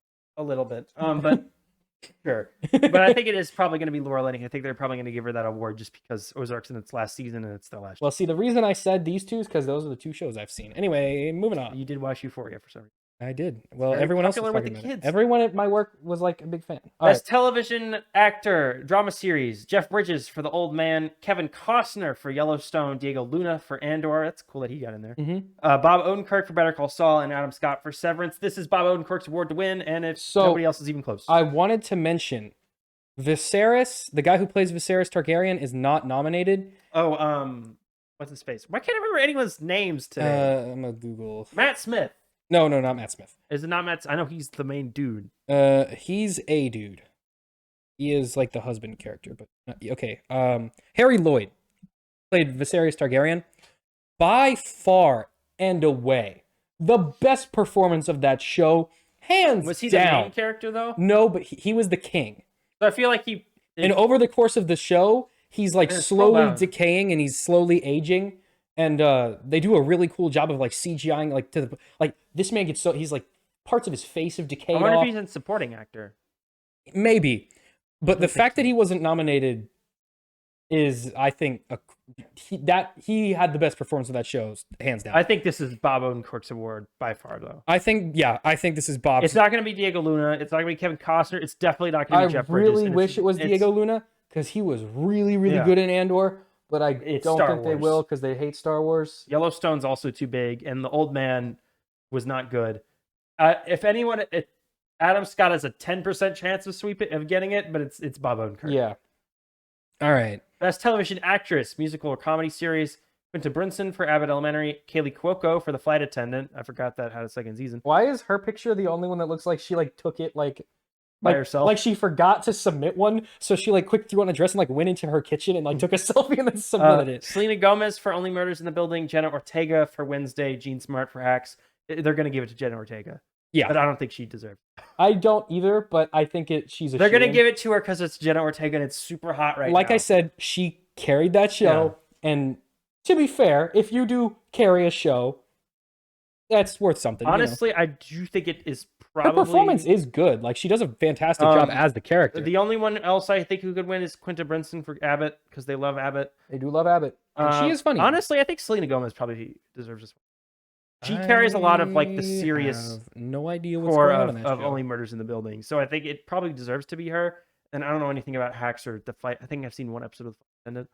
I have seen the Kaylee little Cuoco's cover fine. art for it on HBO Max. I haven't seen Fine. the show. It's okay. All right, best television actor, musical / comedy series. Donald Glover for Atlanta, which is that series' only nomination. Sure. Bill Hader for Barry. Steve Martin for Only Murders in the Building. Martin Short also nominated Why are they for Only still Murders in using the this Building. black and white photo of Steve Martin? Has no one taken a picture of him since the 60s? Well, he looks the same. That's true, but like, why haven't... Why And has Jeremy Allen White from The Bear managed to work his way in here. I think it's probably gonna be. I want Donald Glover to get it because I like him and he's cool. I think it probably could be because Atlanta just wrapped up, and that's like his baby, right? And that's like his show. baby. Yeah. Bill Hader could take it, but I feel like there's gonna be more Barry, and I feel like the general consensus is that he accomplishes more on that show as a writer director than he does as an actor. And then I like Only Murders in the Building, and I like Steve Martin and Martin Short on that show. But neither one of them are really doing that dramatic of a role. Yeah, they kind of just like show up and. But then again, this is best actor for a comedy series, so I don't really know what they I consider. want Donald Glover to win. Sure. I'm going Donald Glover. Best supporting actress, television, limited series. We have Jennifer Coolidge from The White Lotus, Claire Danes from Fleischman is in Trouble. Okay. Daisy Edgar Jones from Under the Banner of Heaven. Niecy Nash from Dahmer Monster: The Jeffrey Dahmer Story. And Aubrey Plaza from The White Lotus. I like Aubrey Plaza. I want her to win. They got 2 White Lotuses in here. Means probably one of them's going to win. Yeah, but I like her more, so she wins. Next. Lock it in. Probably not going to be her, though. Probably not, but They're she's probably my going to favorite out of give it that to bunch. Nancy Nash. All right, best supporting... Okay. We have F. Murray Abram This is limited series, best supporting from The actor. White Lotus. I think he'll probably win because he died, and they like giving it to. He's not. But he was dead. He not dead? He's not alive. I thought he was dead. Anyway, maybe it's not gonna be him then. For some reason, I thought he was dead. Donald Gleason from The Patient, Paul Walter Hauser from Blackbird, He was in something else. Richard this year. Jenkins from Dahmer-Monster: The Jeffrey Dahmer Story, and Seth Rogen managed to squirm his way in here from Spam and Zombie. Oh, okay. What was he in that we saw? I've He seen. was in Richard Jewell. No, but he's didn't in watch something it, we though. saw like this recently. What was he in this year? Pull. Google, show me this guy's balls, please. We should say that every time we have He to was do in this. Cruella. Yeah, but I don't remember something from this year. This year he was only in. I think he was only in Blackbird this year. No, he was in something Did else. you watch Delia's Gone? No, Yep, that was it. he's definitely in something I've recently seen. I'm gonna read his entire filmography to you. I, Tanya, Super Troopers 2, Black Klansman, Late Night, Richard Jewell, The Five Bloods, Cruella. He was in an episode of It's Always Sunny in Philadelphia. He was in an episode of Community. Community. You remember him from one episode of Community where he played student number 3. Oh wait, yeah, Oh, he was in Cobra Kai. He was the fat dude. yeah. That's what it was. I watched the new season of Cobra Kai while I was sick with the flu, and he's in that. He Yeah. plays Stingray. The worst There we go. character in the show. There, I know now. Okay, I don't we know who's fixed gonna it. win this. Richard Jenkins. Give it to Seth Rogen. That'd be funny. That would be funny. Next. Best supporting actress for a television series: Elizabeth Debicki for The Crown, Hannah Einbinder from Hacks, Julie Garner from Ozark, Janelle James from Abbott Elementary, and Cheryl Lee Ralph from Abbott Elementary. I think It's gonna be Cheryl Lee Ralph. She won the Emmy for this, and her speech was really sweet and nice, and they're gonna give it to her because they love Abbott Elementary, and she already won the Emmy. But so that Janelle basically means- James says funny words. True, but Cheryl Lee Ralph is an actual actor. All right, moving on. Oof. Okay. All right. Best supporting actor television series. Yeah, the Viserys John Lithgow from Targaryen The Old guy's Man, not here. Jonathan Pryce from The Crown, John Turturro from Severance, Tyler James Williams from Abbott Elementary again, Henry Winkler from Barry. Wait a It's gonna second. be The Crown. Someone from The Crown's Uh, gonna win an award. And it's gonna be that guy. Hold up. What are you looking? Yeah, it is. It is his brother. Yeah. Yeah, here he is. Yeah, Tyler James. His brother. He played him in that episode. Yeah, there's an episode where he comes in from the future. I just now Yeah, no, it's realized that it's the same guy. No, I knew that on the first episode of the show. Yeah, I just realized that. All right, All right. anyway. Well, I don't watch Lab Rats frequently. I don't live No, with not Max. from Labyrinth. I mean, from watching Abbott Elementary and remembering from that episode. All right. Anyway, Harry. is that the Winkler- last page? I think it was. Yes, this is the last award. Okay, those are our Golden Globes Oh wait, predictions. who are we locking in for this one? Oh, I said Jonathan Pryce. There's someone from the Crown's got to win something. But Henry Winkler's got a funny name. That's funny if it would be Henry Winkler. Everybody loves Henry Winkler, but it's not going to be Henry. But his last name's Winkler. He is the Fonz. He's the Fonz. All right, moving on. Oh my gosh, we still got to do the game. Alrighty. Do. Close. I might need to take a caffeine break because we Nah. still got to do the Game Awards and all the DC stuff. We got this stuff. Don't worry. What's the next thing? Say. Game Awards. It's on the Oh, docket if you want okay. to click the link. I linked it all in there for you, buddy. Game Awards. Those are just the winners, and then the next one's the announcements. I don't. Yeah, the announcements are a lot. All right. All right, Game So of the Year. Game of the Year. Though. Elden Wait. Ring. Let's go from the bottom up because I don't want. We want to do Game of the There's Year last, so many right? categories. Well, let's skip the ones we don't care about. Okay, best adaptation. Arcane. Easy. Yeah. Cyberpunk Edge Runners, I think, was a close runner-up. I think either one of those is an easy shoe-in for that award. It was never gonna be Uncharted. It was never going to be Uncharted. It was never going to be Sonic the Hedgehog 2. And the Cuphead show no one cared about. Most anticipated game. Zelda, Zelda. Zelda won by like 90%. It was Obvious shoe-in. obviously. It won Not last even, year. It won last year. It didn't even have a title. not even remotely close. Best esports team, skip I it. do not care. Best esports game, I do skip not it. care. Best Esports esports event, I do not skip all care. esports. Esports, Nobody creator cares. of the year, Ludwig. I like him. He's cool. He's the only one of these people that I actually watch. Best multiplayer game. Splatoon 3. This one surprised me Splatoon 3 won, everybody. because it's the one that is the worst at being a multiplayer game. Shut up. It's great. I love it. No, it's a good game. I like the game a lot, but also the multiplayer experience is awful. Yep. The online don't work at all, but I love it. All right. Next thing, best sim strategy game, Mario plus Rabbids. Cool. And the only one anyone played. Best sports game. This one was weird. Gran Turismo 7. I feel like Gran Turismo won Because it's been a long time since the last Gran Turismo. But And also that one is considered an actual video game, and all the like the. But also, FIFA it was and up NBA against NBA 2K and FIFA. How did that one win? Because I feel like a lot of the people who voted for this are actual like gamers and not just like Not 12-year-olds. Yeah, maybe. 12-year-olds don't care enough to go to a website, make an account, and vote for something. That's Only true. like fans. All right, of the best things family do. game. Okay, this one I do have an issue with. Kirby won. Kirby is a single player game. Family game means like cutesy kids game. No, you know family that, right? game means you can. It's for me. For the best game appropriate for family play, irrespective of genre or platform. Name me one family with one member other than Batman. Even Alfred can't play Kirby. Like a family game, if you can't play the game with your family on the couch with you and have them be entertained, then it is not a family game. That is only 2 of these. I know. I think Lego Star Wars should have won. I mean, that's only one other person. But that's 100% more than Kirby. And like, okay, when you're bored and you're sitting on the couch and your brother's sitting on the couch and you're like, oh man, we're both bored. I don't really want to watch another episode of Teen Titans Go. What do we got in the thing? Lego Star Wars is already in there. Perfect. Let's go blow up some stormtroopers. Excellent experience. I don't think like Splatoon 3 is not really a family game. You can't really all play that together on the couch. And for people watching, that was not super fun. Nintendo Switch Sports, I think, could have won, but no one cared. That's the only one that's like a family game. This is the only one that I consider to be a true family game on this list. That one probably should have won by default, just because it's the only one I think that actually belongs here. But I think Lego Star Wars should have won because it was the most fun out of these games, and it's actually multiplayer. Anyway, moving on. Best fighting game, multiverses. Yeah, everyone saw that one coming. Okay. Best RPG, Elden Ring. For you kidding? Not a question. Not even Oh yeah, why even bother? God of War Ragnarok. Again, duh. The theme of the night was it's either God of War or Elden Ring. Yeah, it was for really almost every toss. category. Yeah. It was if it was God of War was nominated, it was going to win. If Elden Ring was nominated, it was going to win. Best action game, Bayonetta 3. That's good. Which it's a platinum game, so they win by default. Next. I mean, it's better than Call of Duty Modern Warfare 2 too. Innovation and accessibility. God of War Ragnarok. This one won because of their hint system, which I heard a lot of people complain about actually. Because they got people voted for it though. But yeah, I mean, I don't have to use accessibility features for games, so I can't really judge whether or not it was good or not. Anyway, best VR AR game. Literacy doesn't count as a disability. It literally does.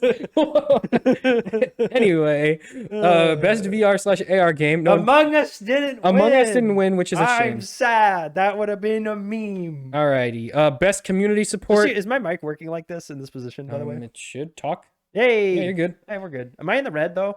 Sometimes. Am I bursting into when the you red? yell, you are. All right. Final Fantasy 14 Online. Honestly, I think this one should have gone to Fortnite, like genuinely. Of course you do. Fortnite makes new content for their game almost every single day. And usually it's content that When was the last time you heard someone complain about something added to Fortnite? Ever. I mean... Like in terms of like cosmetics and stuff like that. People were memeing on Mr. Beast being in the game. But no one's upset that he's in the game. I guess so. Like, all these other games, people actively hate when things are added to them. Apex Legends, they complain every single time. Destiny 2, they complain every time the developers go outside. Final Fantasy 14, Final Fantasy 14 is very popular. I do understand why it won this. People be loving that one. People do love that game. It just doesn't have as vocal of a fan base. No Man's Sky, I don't know if you should get an award for making your game playable.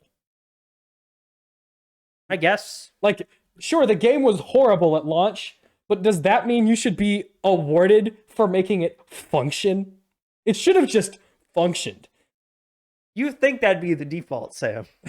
But yeah, that's my take on that. Next thing, best mobile game. Don't Marvel care. Snap. Okay. Sure. I think Genshin should have won. I think it's funny it beat Diablo. Yeah. Best debut indie game. Stray. That was clear. Easy. Yeah, shoe in. Nominated for Game of the Year. It's nominated for Game of the Year. It's going to win. Best indie game. Stray.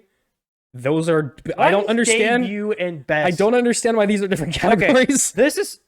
I'll touch on it real quick because we don't have a lot of time. But this is one of my main problems with the Game Awards. There's too many categories and it's way too long. They need to narrow this stuff down. Well, okay. And if it's stuff that came out this year, which is how award shows work. Yeah. Wouldn't every indie game be a debut indie game? No, debut indie game is only if it's the studio's first game. That's stupid. Next. Yeah, it's dumb. They need to narrow it down. And also, the show is presented in a weird way. Some awards, it's on stage and they have presenters and they like open an envelope And sometimes the guy just reads it real fast. and then they clap. And then sometimes he'll just read off like 8 at a time. 8 awards, yeah. And I'm like, okay, if you're just gonna just, like speed through all those, just cut them out of the show. Yeah. Okay. Next is best ongoing game. Final Fantasy 14. Yeah, obviously. This is the one. I think Final Fantasy deserves this one. I think Fortnite should have won the community support though. Anyway, continuing. Games for Impact, As Dusk Falls. Okay. Sure. Next. What does that even mean? I don't know. Best performance.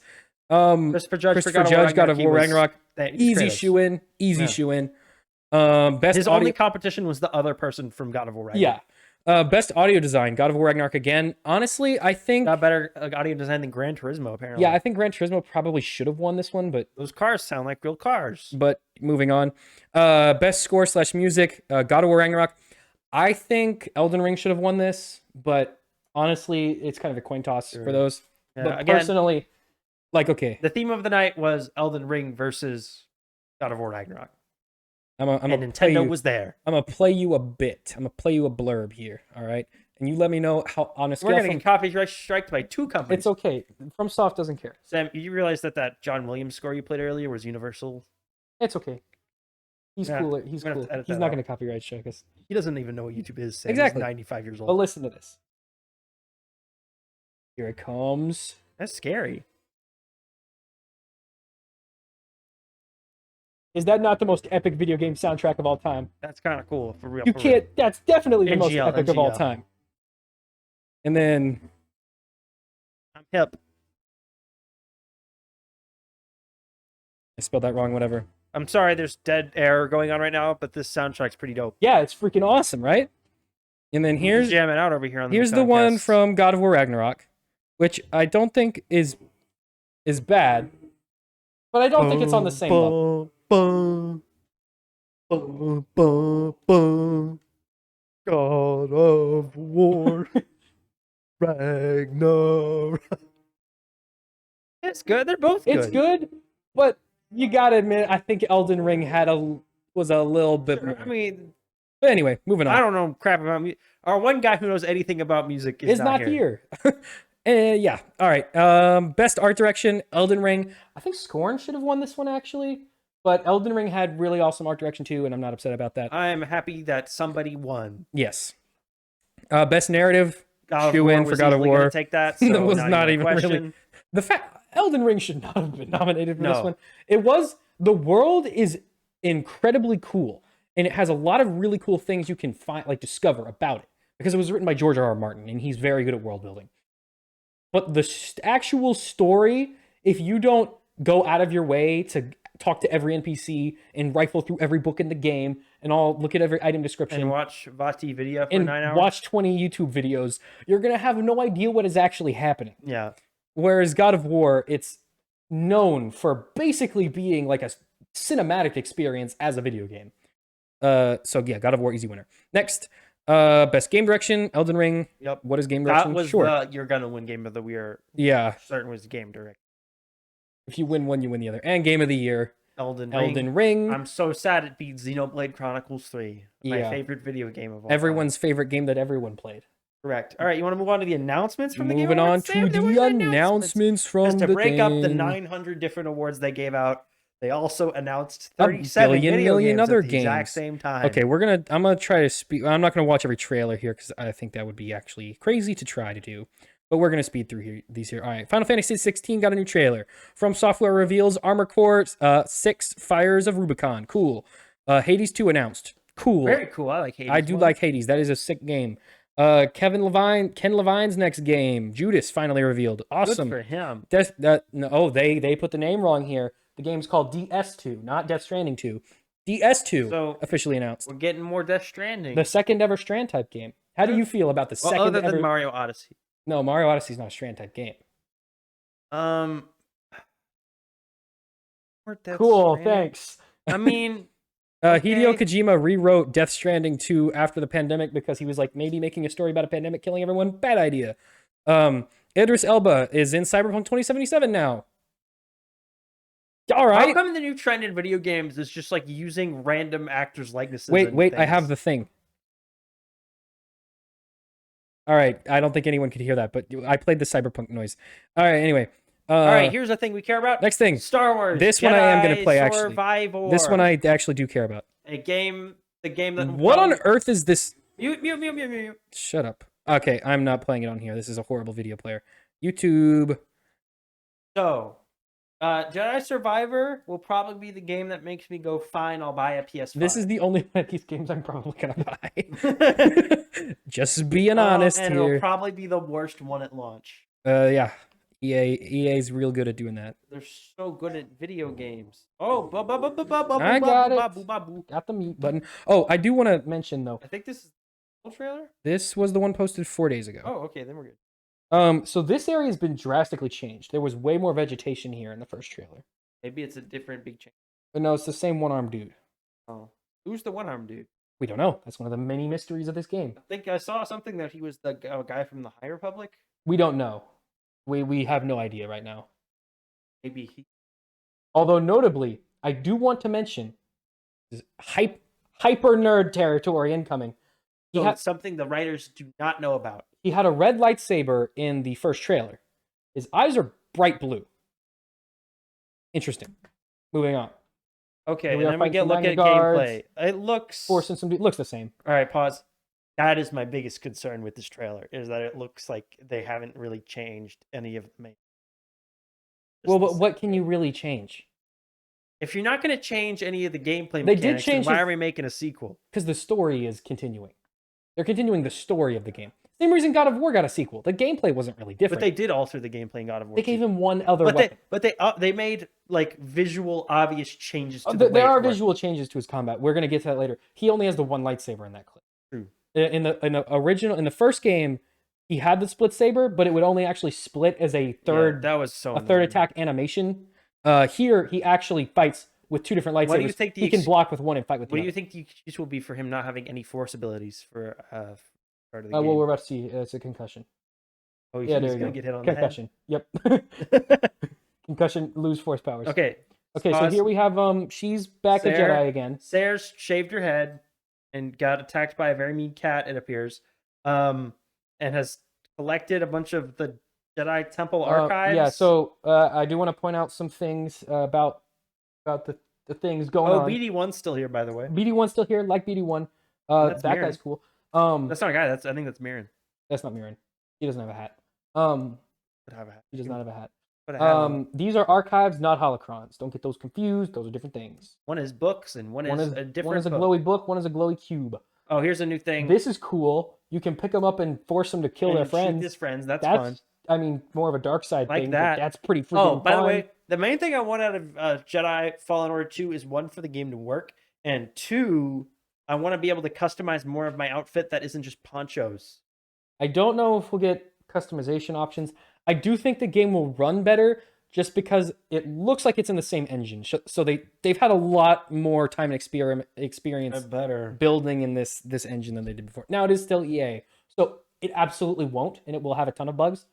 Good thing but there's a chance it might not. I won't buy a PS5 until later that year, and that's when I'll buy the game, when they've already fixed it. Yeah, because we'll get to this. I ain't buying this at launch. But this game is only coming out for next-gen consoles. Yep. The Xbox Series consoles and the PlayStation 5. I'll have to buy Max's. I'll just have to watch Max play this Which means game. It is one of the first games to go full commit. One of the first big games. Yeah, one of the first big games to go full new gen. Because even God of War went both. Yeah, so here he is taming a bird creature. There he is using around. Breath of the Wilding on a pterodactyl. More bounty Are those hunter the same bounty hunters from the first game? I couldn't remember. It's probably the same. Yeah, because there's the big dude and the little dude, right? And the little guy with a jetpack. Yeah. But yeah, notice he's got two lightsabers now. Cool. I like that. That's and we'll fun. we'll see in a second after this little cutscene plays that he actually uses the two lightsabers independently of each other. Yeah, what everybody wanted. And he's actually doing different things with them. That's cool. Oh, and by the way, it's got a release date, I believe. There's a Wampa, which is pretty sick. Remember Wampas from Star Wars? Wampas are cool. There's Dark Troopers, which are sick. Dark Troopers? They are cool. Stand against the darkness. Yeah, just like every Jedi. I love lame platitudes. There's a new guy. That's That's Josh Smith, Star Wars man, Works on a spaceship. works on spaceships, does Gotta- spaceship things. Got to die to advance the plot. No idea who that guy is. Oh, there he is doing Oh. team up moves. Multiplayer? No. That's I'm kidding.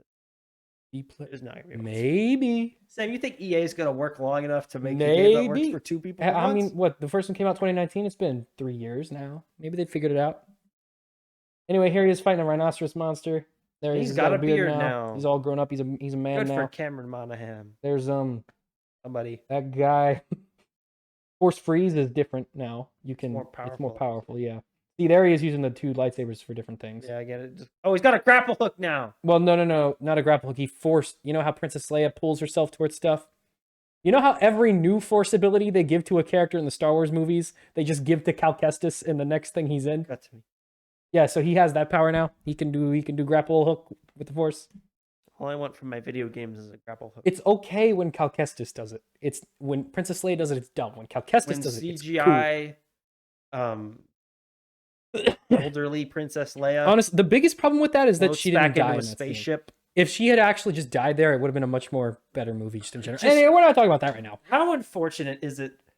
Oh, he's got a crossguard Yeah, now. he's got a crossguard It now. doesn't matter. What does that even do? It just looks cool. Everyone was like, "This is the first one." So Kylo Ren had one. I'm like, I just want to point out, he looks so unimpressed by this. He's like, lightsaber. Oh, shit. Animators haven't gotten to that part yet. Give him a I just break. think this is one of the funniest faces of all. He looks so disappointed in his lightsaber right now. He looks like he actually just hates the fact that it turned on. Look at his face. Look at his eyes. Anyway, moving on. Oh, are we Big, gonna big, load? Oh. big And then here's boom. when he kills a droid. He goes boom, no legs. Boom, no head. Jedi Survivor. March 17. The real question, Sam, is 123. who is the? Cal Kestis, probably. Or the guy in the I jar. think it's the guy in the jar who's. Be Jar Guy. My new favorite Star Wars character. Jar Man. I think the guy. Not in to be the confused jar. with Jar Jar, different Jar Guy. Imagine if Jar Jar Binks was in. I don't want to imagine. All right. Are we just not going to talk about the other Game Awards announcements? Oh, right. Forgot about those. I got too much Star Wars brain. You get Shut Sam thinking that Star Wars. shut You can't up, stop thing. thinking that Star Wars. All man. right. Game Awards. Rest of games. Diablo 4, June 2023. Wait, they're actually making a Diablo 4? Yes. Oh, good for them. Yeah. I can't wait for everyone to hate it. Can't wait for everyone to complain Yep. ceaselessly. That's the internet, everybody. That's my favorite part of new game releases. Is either everybody hates it, or everybody's like, "This would be good if it worked." But they don't. Those are the only two responses to video games anymore. I hate this, or this would be good if it wasn't broken. All right. Street Fighter 6 is releasing June 2nd. Cool. Great. And fun. Suicide Squad Oh, killed the this was Justice big. League. Yeah. Kevin Conroy's going to be his last ever performance. Yeah, and Suicide Squad Killed the Justice League, the video game. Kevin Conroy will host Batman for presumably the final time. Since he's I'm sure. alive I'm anymore. sure he's recorded like an Allegra commercial that'll technically be the final thing that he's in. but we're not going to count But that. we're not going to count that. This will be his final.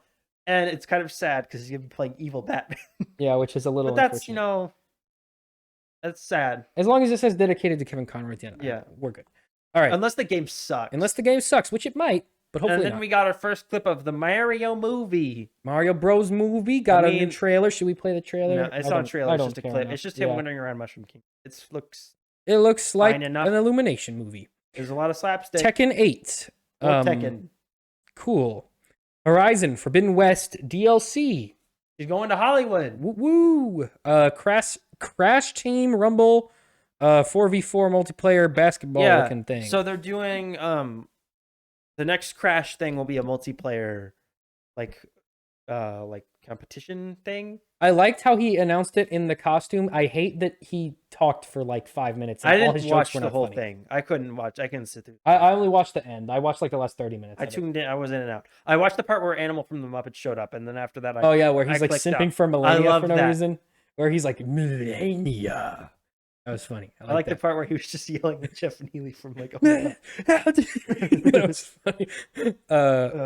When you invite the Warhammer neighbor, that stuff. was like when you invite the neighbor's kid to the Who Game cares? Awards. Oh, and then they had like a little thing on Twitter that was pretty funny. Anyway, All right, Warhammer 40,000. don't care. Great. Celeste new game, Yeah, That's cool. It looks a little generic, but so did Celeste. yeah. So the thing about Celeste was that It was a It was very masterclass in level simple, design. but it was very, very well designed. It was a masterclass in level design. So my assumption is that it'll be the same case here, where the gameplay Simple mechanics visually, are very but simple, yeah.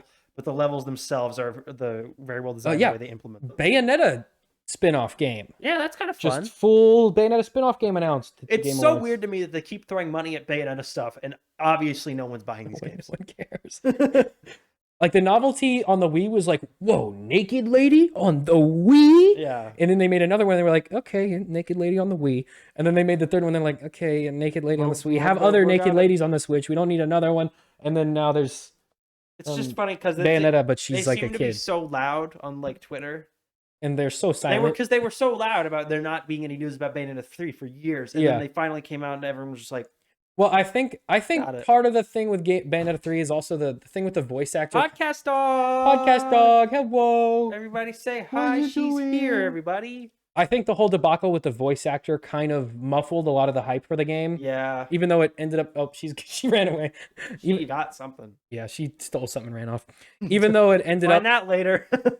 even though like the game was like fine, and the voice actor ended up being in the wrong in that case, which is usually not the case, but in that specific instance, it was the case.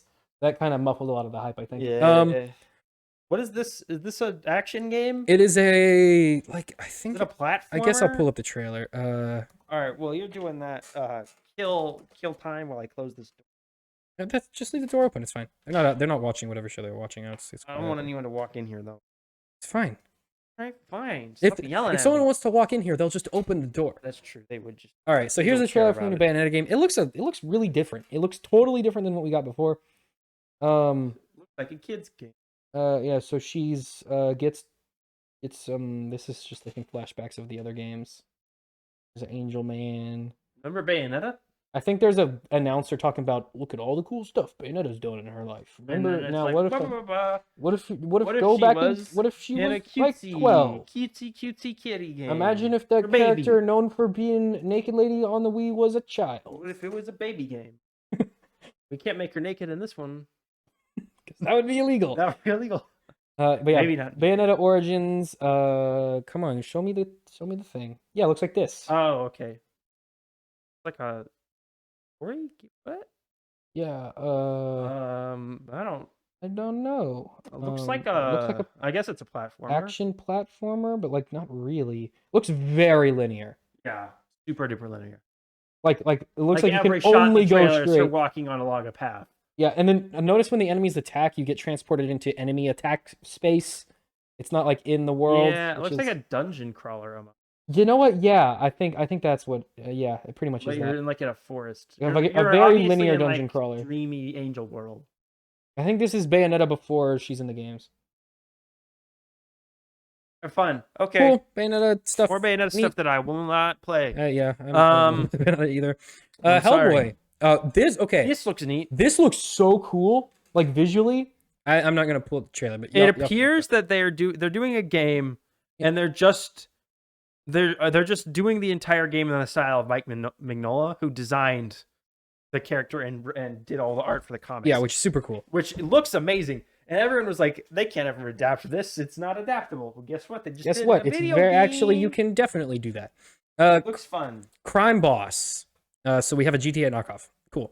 Lord of the Fly. Oh, Lord of the Flies. Lords of the Fallen. Lords of the Fallen first gameplay Don't reveal. care. So it's a reboot of a Souls-like. Cool. Last of Us Part 1 PC release date is March. I think Cool. Last of Us remasters are on PC. It is, and it looks the If you want same. to play The Last of Us 1 again, you can. Returnal announced for PC. I remember when everyone was talking about that. Great. Genshin Impact. Okay, what? here's just I don't care winners about and- this. and Baldur's Gate Baldur's Gate, 3. which is that's a D&D game. For spoken demos now available. Oh. Transformers got a game. This was weird. Yeah, and the I was intro like, are they people now? Yeah, so the intro, they're like building a thing or trying to save a thing, and it's like clearly a robot of some kind. And then at the end of the trailer, it stands up Transformers logo. And I was like, oh, And I okay. went, huh? Did they put a person in a transformer? Do what? Remember when they did that in Transformers Prime? No. You don't? Yeah, okay. So you remember was it Wheeljack? Not Wheeljack. You know the big strong dude? The big one with the wrecking ball hand? Yes. his main rival guy, the Decepticon version of him, the U.S. military kidnapped, scooped all his brains and guts out, and put their general guy in him. I love how dark they can be with it because they're robots. Yeah, like Living they like beings. had the on screen they were ripping his eyes out. They got that. Okay, guys, Transformers Prime goes freaking hard. Like, do you remember? Best thing Alex Kurtzman's ever worked on.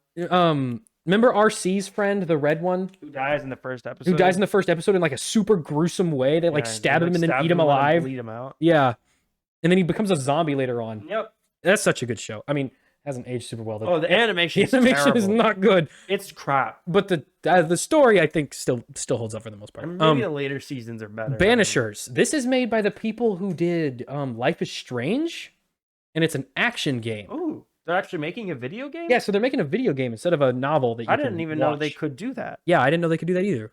I'm not Good for them, dissing man. on Life is Strange. I was a big fan of the first one.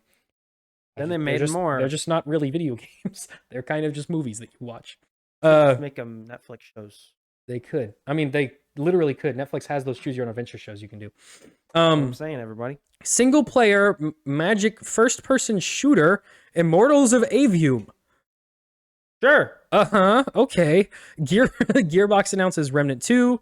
Fun Cool. times, everybody. Blue Protocol will be released in North America, courtesy of Amazon Games. I didn't know what Amazon Don't know had what that games. is, but all right. Surreal platformer after us announced.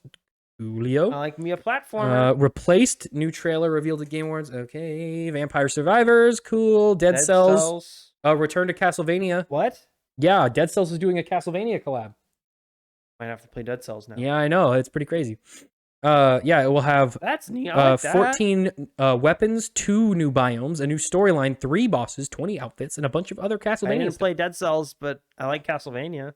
Yeah, so that's actually really sick. Valiant Hearts, When are they thing? just gonna make a Castlevania game? Yeah, for real. Colossal Cave. This game looks so bad. I'm skipping this. Yeah, well, there's always some crap. Wild Hearts looks really cool. It looks like what's that other game? Okami with the fox. Oh, with the paintbrush stuff. Yeah, that it looks like that. Is one gonna use a Wiimote also? Maybe. Call of Duty Modern Warfare 2. Okay. Fire Emblem. They announced DLC in the game. It's not even out. Nope. And they announced like waves of DLC. Moving on. I saw that and I was like, "Did that come out It already?" should have just been in game. Then they can't charge you for Dune it. Awakening, an engine That's what I trailer. want. Sweet. I love Destiny 2 Dune. Lightfall. Cool. Among Us is getting a new mode. Hide and Seek. That looks fun. Oh, and a Benoit Blanc skin is in Among Us. Fun, funky, fresh time. And Horizon Call of the Mountain gameplay trailer. And that is it for that stuff. A lot. Lots and lots. Good for them, man. I like that the Game Awards are growing. I just think they need to fine tune the show a little Yeah, bit. I think they need to make it a little bit less it's- of a 5-hour slot. And they need to decide whether it's an adults thing or like a kids thing.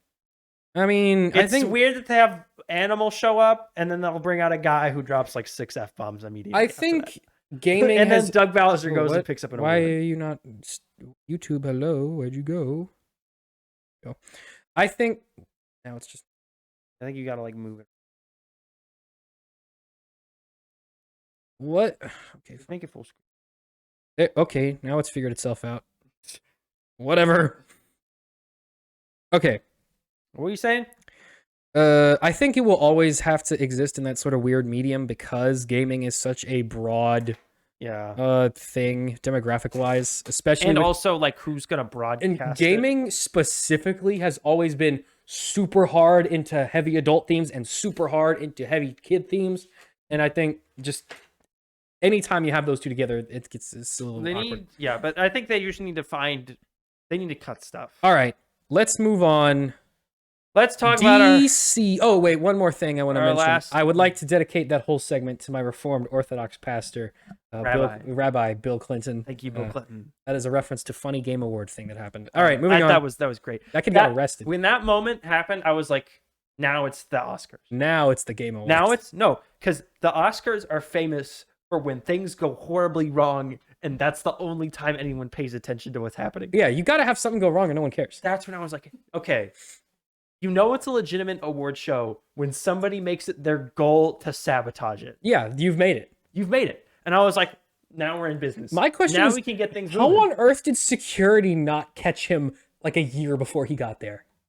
How did he walk all the way up? Sitting there enjoying the show. Yeah, and he just got up and went on stage. And did you see the clip? He pats one of the devs on the back as he gets on there and like shakes his hand as if he's like part of the staff or something. It's actually anyway. Good for Tell us about DC. All right, Sam. So over the past week, DC is in the status of freaking out. So they're having what we call a full gamer moment. It started the day we recorded the last episode. All right. Yes. And it has lasted up until literally about 2 hours ago. Yes. So I'm going to give you a comprehensive timeline.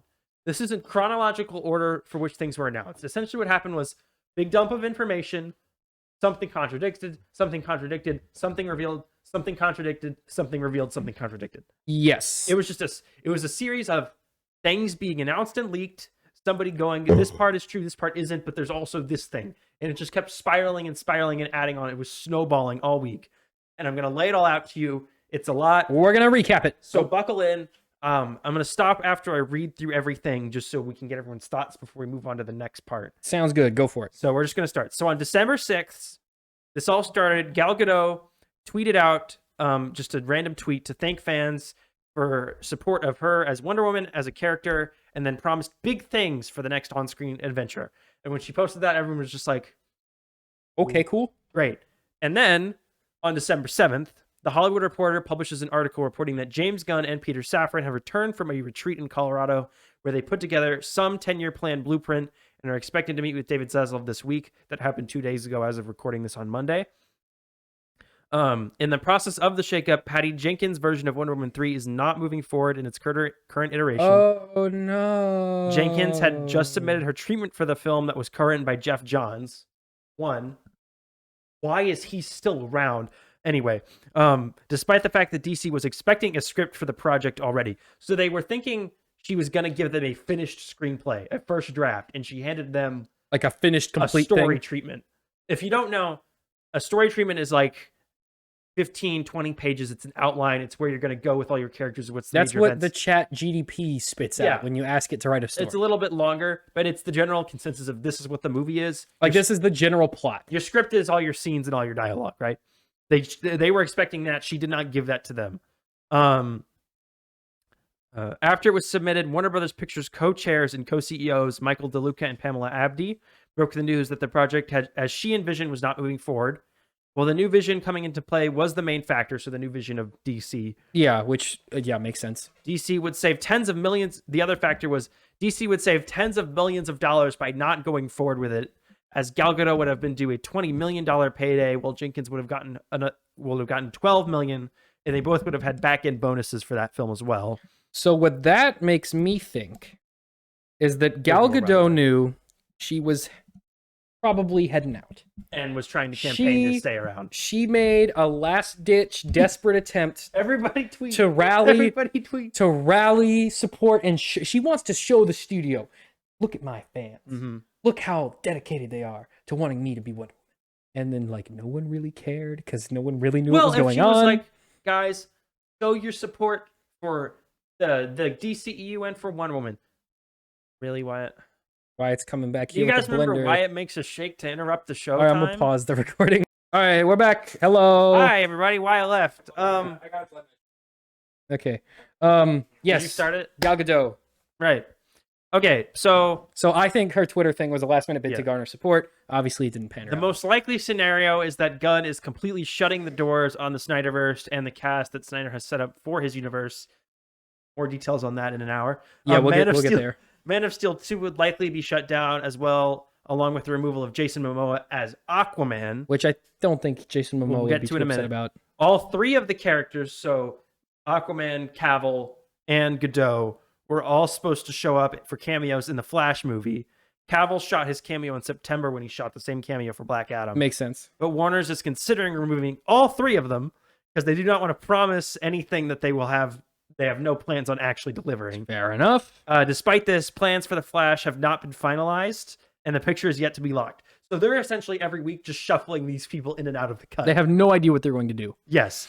The situation around Cavill is most mysterious of all, as the actor announced he was officially back as Superman in October with an Instagram video after cameoing in Black Adam that same weekend.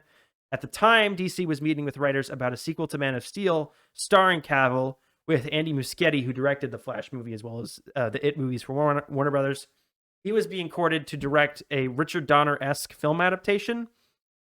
The current leadership team at Warner Brothers did also want one last Justice League film with the old lineup before they moved on and rebooted anything else. I don't know. So random. Another unlikely follow-up would have been a sequel to Black Adam, which has managed to gross $385 million worldwide, despite a $190 million estimates. Like closer estimates of saying this thing is probably closer to $230 million in production costs, and that's not counting marketing. That's not good. In Jason Momoa's corner of everything, he could stick around and play a pivotal part in the new plans. The idea is that Momoa would wrap up his time as Aquaman in Aquaman and the Last Kingdom, which is set for release next Christmas. That film would also serve as the de facto conclusion to the DCEU up to this point, because that would be the last one. It would also, and he would be moved to playing Lobo in the new Gunn. I would totally be down for Jason Momoa Lobo. All of this, I actually think that's way better casting. All of this depends on the plans for Gunn and Safran have for the universe, as well as the performance of all 4 DC films due next year. We have to remember that there are 4 DC movies that are going to come out next year, no matter what. Yeah, Shazam! Fury of the Gods, The Flash, Blue Beetle, and Aquaman and the Last Kingdom are all going to come out next year. So right now, their plan is we're gonna sit on these movies. We're gonna chuck them out to shoot. They do really good. Maybe we'll keep some of this stuff. If they don't do really good, Thanos snap, all gone. Bye-bye. One last thing. There also seems to be a brain trust developing as Safran has had meetings with writers in his own home, getting thoughts and suggestions for the pitch to Zaslav. The 2 parts of the universe that seem to be 100% safe from any disruption are the Batman universe that Matt Reeves is doing. Makes sense. The Penguin series is supposed to start shooting next year. And the same thing. And the sequel to the movie is being currently written right now. They are safe along with all of the other spin-offs he's working on. So the Arkham Asylum and Clayface or whatever else he wants to do. So all that stuff, all that Batman stuff is and good. the Joker Filet Adieu has also begun filming. Gunn and Safran aren't even allowed to touch that project. Yeah, that's like its own Warner thing Brothers anyways. considers that literally so valuable and separate from everything else that they're just in charge of it, and the DC people are not that's involved. that's not even related to that's like its own little. Okay, so that was on December 7th. That article was published like that evening. On December 8th, in the early afternoon, James Gunn responded on Twitter, as he does to many things. Literally everything that's with a very long thread. It says some stuff, but doesn't say a lot of stuff. So I'm just going to read it to you as fast as I can so we can get through this. All right, here we go. So as for the story yesterday in the Hollywood Reporter, some of it is true, some of it is half true, some of it is not true, and some of it we haven't decided yet whether it's true or not. Although this first month at DC has been fruitful, building the next 10 years of story takes time, and we're still just beginning. Peter and I chose to helm DC Studios knowing we were coming into a fractious environment, both in the stories being told and in the audience itself, and there would be an unavoidable transitional period as we moved into telling a cohesive story across film, TV, animation, and gaming. There's going to be a rough period where we move into telling stories that make sense. But in the end, the drawbacks of that transitional period were dwarfed by the creative possibilities and the opportunity to build upon what has worked in DC so far and to help rectify what has not. We know we are not going to make every single person happy every step of the way, but we can promise everything we do is done by the service of the story and in service of the DC characters, in all caps. We know you cherish and we have cherished our whole lives. As for more answers about the future of the DCU, I will sadly have to ask you to wait.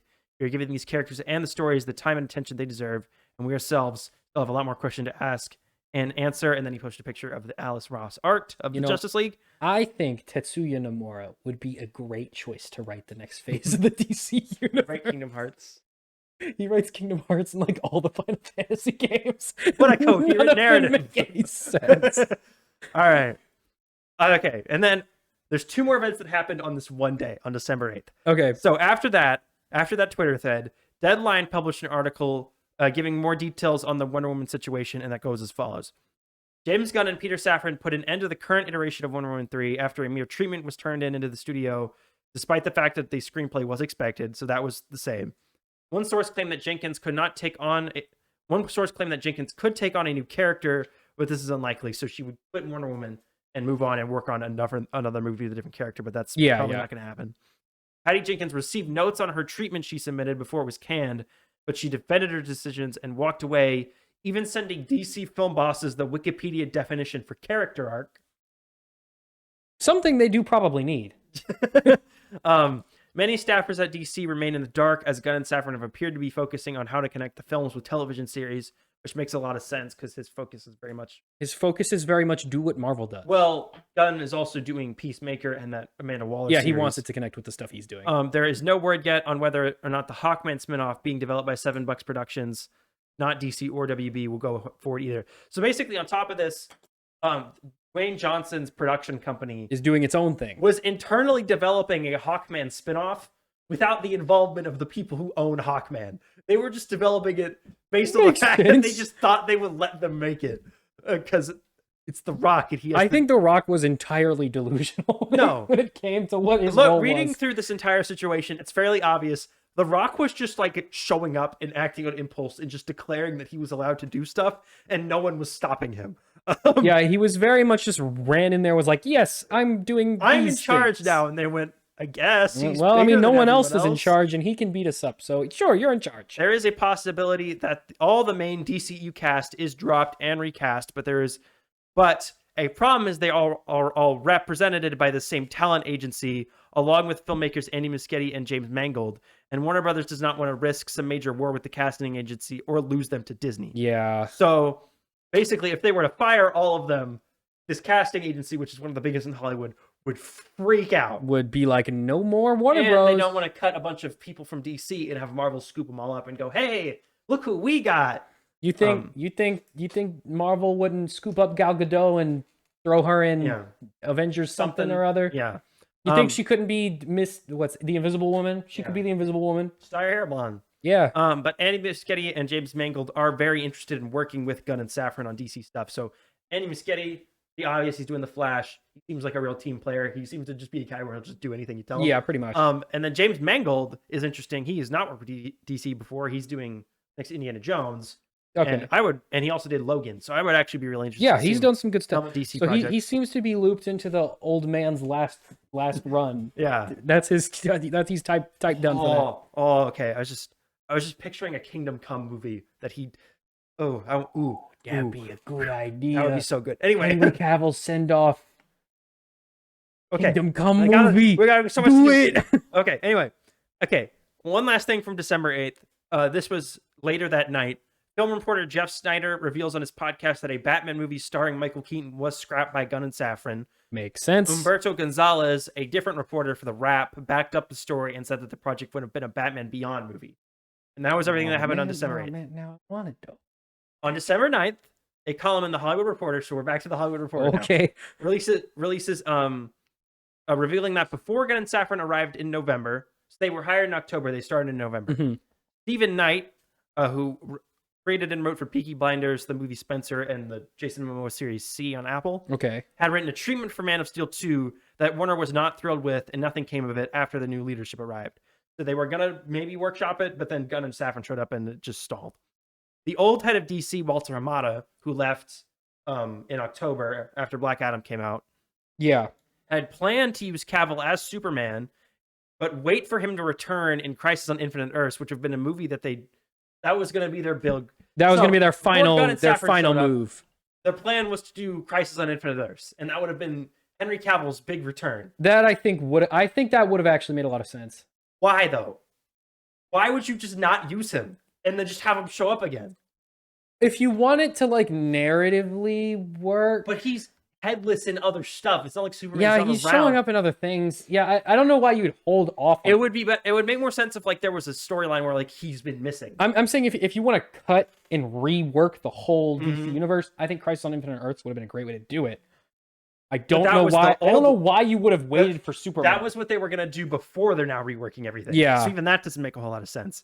But despite that plan, The Rock pretty much muscled him into being in Black Adam. He was like, "You so will he put just him showed in this up movie." and was just like, "He's gonna be here." The Batman Beyond movie, which Hollywood Reporter now confirms to have been in development, was in the works. Batgirl and the Flash screenwriter Christina Hodson was writing a script for it, but was told to stop when Gunn and Safran arrived. The only plot detail we know is that it would have had Keaton's Batman in a relationship with Michelle Pfeiffer's Catwoman. So they would have been together, I guess. Even though she, well, actually, I guess, yeah, never mind. Okay, Even though she spoilers. that was December 9th. And then we got a 4-day break where everything was just chill. Nothing happened. We were like, we had some time to adjust. We had some time to think about what was going on. And then things got crazy. And then yesterday, on December 13th, Patty Jenkins takes to Twitter to release a 6-paragraph long statement, which I will now read to you in its entirety. Oh, all we're right. doing this now. Here we go. Okay. Sigh. I'm not one to talk about... Wait a minute. She typed the word sigh. Sigh, ... Why are you so weird? Sigh. Stop being cringe. Be a human being, please. I'm not one to talk about private career matters, but I will not allow inaccuracies to continue. Here are the facts. Just, this is not just about DC. She also talked about Star Wars. Yeah. I originally left Rogue Squadron after a long and productive development process when it became clear it couldn't happen soon enough, and I did not want to delay Wonder Woman 3 any further. When I did, Lucasfilm asked me to consider coming back to Rogue Squadron after Wonder Woman 3, which I was honored to do, so I agreed. They made a new deal with me. In fact, I'm still on it, and that project has been in active development ever since. I don't know if it will happen or not. We never do until the development process is complete, but I look forward to its potential ahead. So we got some reconfirmation that Rogue Squadron is back in full swing. Just if I'm having trouble reading, my mouth is very dry. I've had no fluid in it. Drink some water. Like, we haven't stopped. We had like a 15-minute Wyatt made a smoothie break. Never mind that now. When there started being backlash about Wonder Woman 3 not happening, the attractive clickbait false story that it was me that killed it or walked away started to spread. This is simply not true. I never walked away. I was open to considering everything asked of me. It was my understanding there was nothing I could do to move anything forward at this time. DC is obviously buried in changes they are having to make, so I understand if these decisions are difficult right now. I do not want what has been a beautiful journey with Wonder Woman to land on a negative note. I have loved and have been so honored to be the person who got to make these last 2 Wonder Woman films. She's an incredible character. Living in and around her values makes one a better person every day. I wish her and her legacy an amazing future ahead, with or without me. Walking side by side with Linda Carter, an absolute legend and beacon of goodness and light, has been a thrill. I have learned so much from her and will cherish her as a friend and mentor, always. My crew has been like a family and fought every day to give the world the best films they could. And Gal Gadot, where do I begin? Gal is the greatest gift I have received in this whole journey, a cherished friend, inspiration, and sister. There are no words I can use to convey how magical she is. She's the walking embodiment of Wonder Woman in real life, and a better person than the world can imagine. Oh, dang, them some big words, Junior. Never once in the millions of moments I've spent with her did I see anything less. She's a gift to this world and even more so to me. She really loves Gal Gadot. I think she might be in love with Gal Gadot. Gal Gadot, I would buy new locks. Lastly, but most importantly, thank you to the incredible Wonder Woman fans and for all of your love and support. Wonder Woman fans are often not the most visible in the media and online, but I want you to know that you've always been seen and celebrated, and you have importance. You are first and foremost in our minds every day. We made the last 2 films. You are the best and most loving people, and I look forward to always celebrating you. Thank you all for this wonderful journey. Keep up the Wonder Woman spirit. Any day that you face struggles, try asking, what would Wonder Woman do? I hope her beacon of love, truth, and justice is always there to lead the way for you, as she has done for me. That's a very long, heated way to say I'm not doing Wonder Woman 3. I thought that was really nice. I know it was a nice message, and I'm glad she put it out. The new She doesn't seem contemptuous, like it feels like she's just like, I liked doing it, but I don't know if I'm gonna I can't get to do it right anymore, now, so I'm just moving on. Yeah. Well, she said with or without me. I think she's just unsure if her and career I think there that is gonna continue. I think they are unsure too what they're gonna do. Yeah. And then James Gunn had a quick reply. He said, I can attest that all of Peter and my interactions with you were only pleasant and professional. So the theme on Twitter with the DC stuff the last couple of days is that a thing is said, James Gunn says something about it, and just immediately afterward. Yeah. Which I kind of like. I like that he's just saying things are wrong. Okay. That was December 13th. That was all that happened that day. She basically just said, some of it's true, some of it's not. We don't know. Yeah. December 14th, which is today. We're done with the Wonder Woman stuff for now. Moving on, new stuff, new drama. Variety publishes an article recapping the situation around DC and how any idea of a morsel of information about the situation is being reported, and that much of that information could be partially or completely untrue. Man, what kind of crazy company would do something like that? Basically, they're saying everyone's so eager to find out what's going on here. Everyone and their mom is leaking to reporters stuff about the situation. So, Man, what kind of news company would publish a whole article based on a smid? Not us. No. everyone from like No, just don't look at any of our studio articles from us. executives to the guy who vacuums James Gunn's office is leaking stuff to Yeah. reporters. But then they went on to do the very same thing. Do that exact thing. Wow, what a surprise. However, they did reveal that Gunn and Safran are discussing incorporating Robert Pattinson's Batman into the larger universe, making him the main iteration going forward. Who could have predicted That that? was the big trending thing on Twitter. Joy. Meanwhile, Pamela Abdi had to tell Aquaman 2 director James Wan to reduce his reshooting budget for the picture as the production cost has ballooned to over $205 million. Uh-oh. And as we established all the way back when we talked about HBO Max, cheap. their new policy is Cheap is the name of the game. If it's costing $200 million, it's costing too much money. Okay, That but needs to go be down. fair, that is also a monstrous budget for that. For game. Aquaman. For Aquaman, I mean that's still crazy. 200 million. That's I know, a lot of but- budget. Just make a decision. I mean, what was the and budget film. for Batman?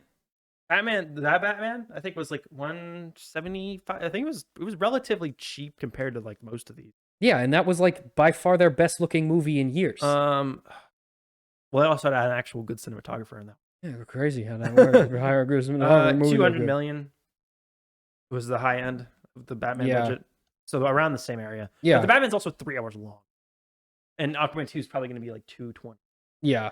So anyway, okay. On December 14th, mere like minutes after this article was released, James Gunn denied the Variety article on Twitter, saying it was false. Matt Reeves quote tweeted that, saying that James Gunn would be the most reliable source in the matter. So I don't think that is entirely true. I think there have definitely been at least talks of. There's no way there haven't. There's no way they haven't talked about You it. can't ignore Batman. Yeah. He's your second most popular art. No, he's their most popular character. Yeah. The movie for him just came out this year. There's no way they haven't at least discussed incorporating it into their larger plans. Yeah, and that was all of the DC drama up until about 4 hours ago. Yeah, most of this stuff broke as we were, like I said, as we were driving. So for those keeping track, that's major news about Wonder Woman and Batman. And Rogue Squadron. And Rogue Squadron and Aquaman. One major character has yet had any really big major news drop. Well, don't worry about that, because on 7:49 p.m. on December 14th of 2022, James Gunn took to Twitter to tweet the following series of tweets. Peter and I have a DC slate ready to go, which we couldn't be more over the moon about. We'll be able to share some exciting information with you about our first projects at the beginning of the new year. So relatively soon. So do you think they're going to, remember in like 2015 when they released that little thing that had like a billion movies on it? Do you think they're going to do another one of those? I think they're going to do like an event, like a live stream maybe. I don't know. like a DC fandom light. Well, okay. Before the days of Kevin Feige shows up to Comic-Con with his giant slide presentation of 50 million shows and movies. Everything they're going to make for the next What decade. they used to do would be on like a Tuesday. They would go to like a theater and they'd invite like press, their friends. and Marvel Studios employees, and they would just tell them what the plans are. Yeah. I feel like it's more likely they do something like that, but I also feel like it's likely that they do like a mini DC fandom about it. I could see something like that going on. Or they'll just like release a series of just like announcements on paper. Yeah, I could do It's that like, too. we're doing these when this happens. Or maybe they'll just tweet stuff. That's been his main method of Maybe they'll go communicating. Nintendo style. Just boom, new thing Yeah. coming. All right. Among those on the slate is Superman. In the initial stages, our stories will be focusing on an earlier part of Superman's life, so the character will not be played by Henry Cavill. We just had a great meeting with Henry, and we're big fans, and we talked about a number of exciting possibilities to work together in the future. And then the next few parts are him replying to other people. So I'm hearing Smallville movie, Superman movie later. Sort of.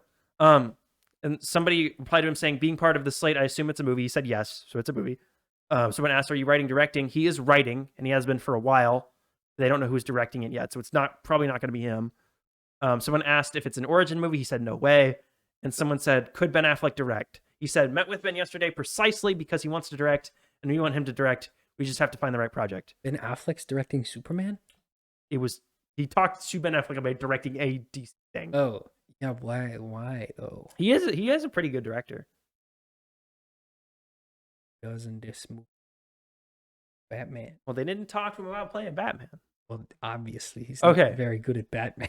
Our last thing, well, technically two, but one is pretty redundant.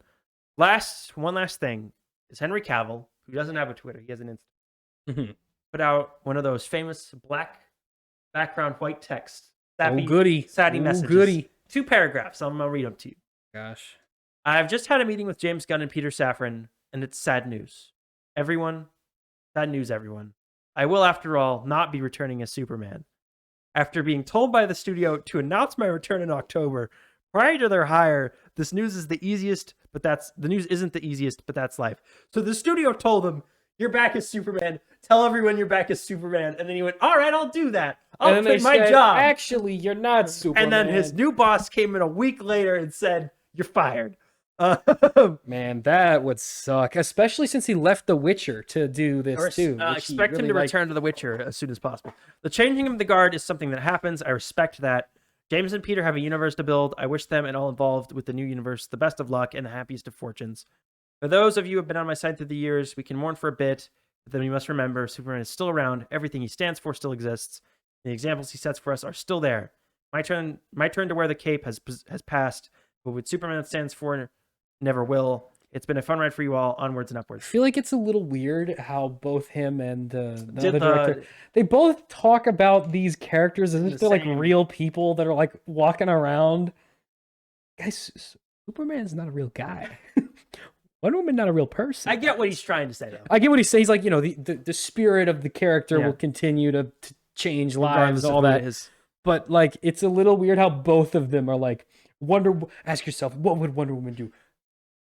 She's not. She wouldn't do anything. But like as a person who is heavily invested in superheroes and that culture, even I am like, okay, guys, chill. It's getting a little weird. He's probably very emotional. It's a very emotionally charged. He played the character. They told loved doing it. He was told he wasn't going to play the character again. Got mega sad. 4 years. For years, he was told he was not going to do it. Finally asked to come back.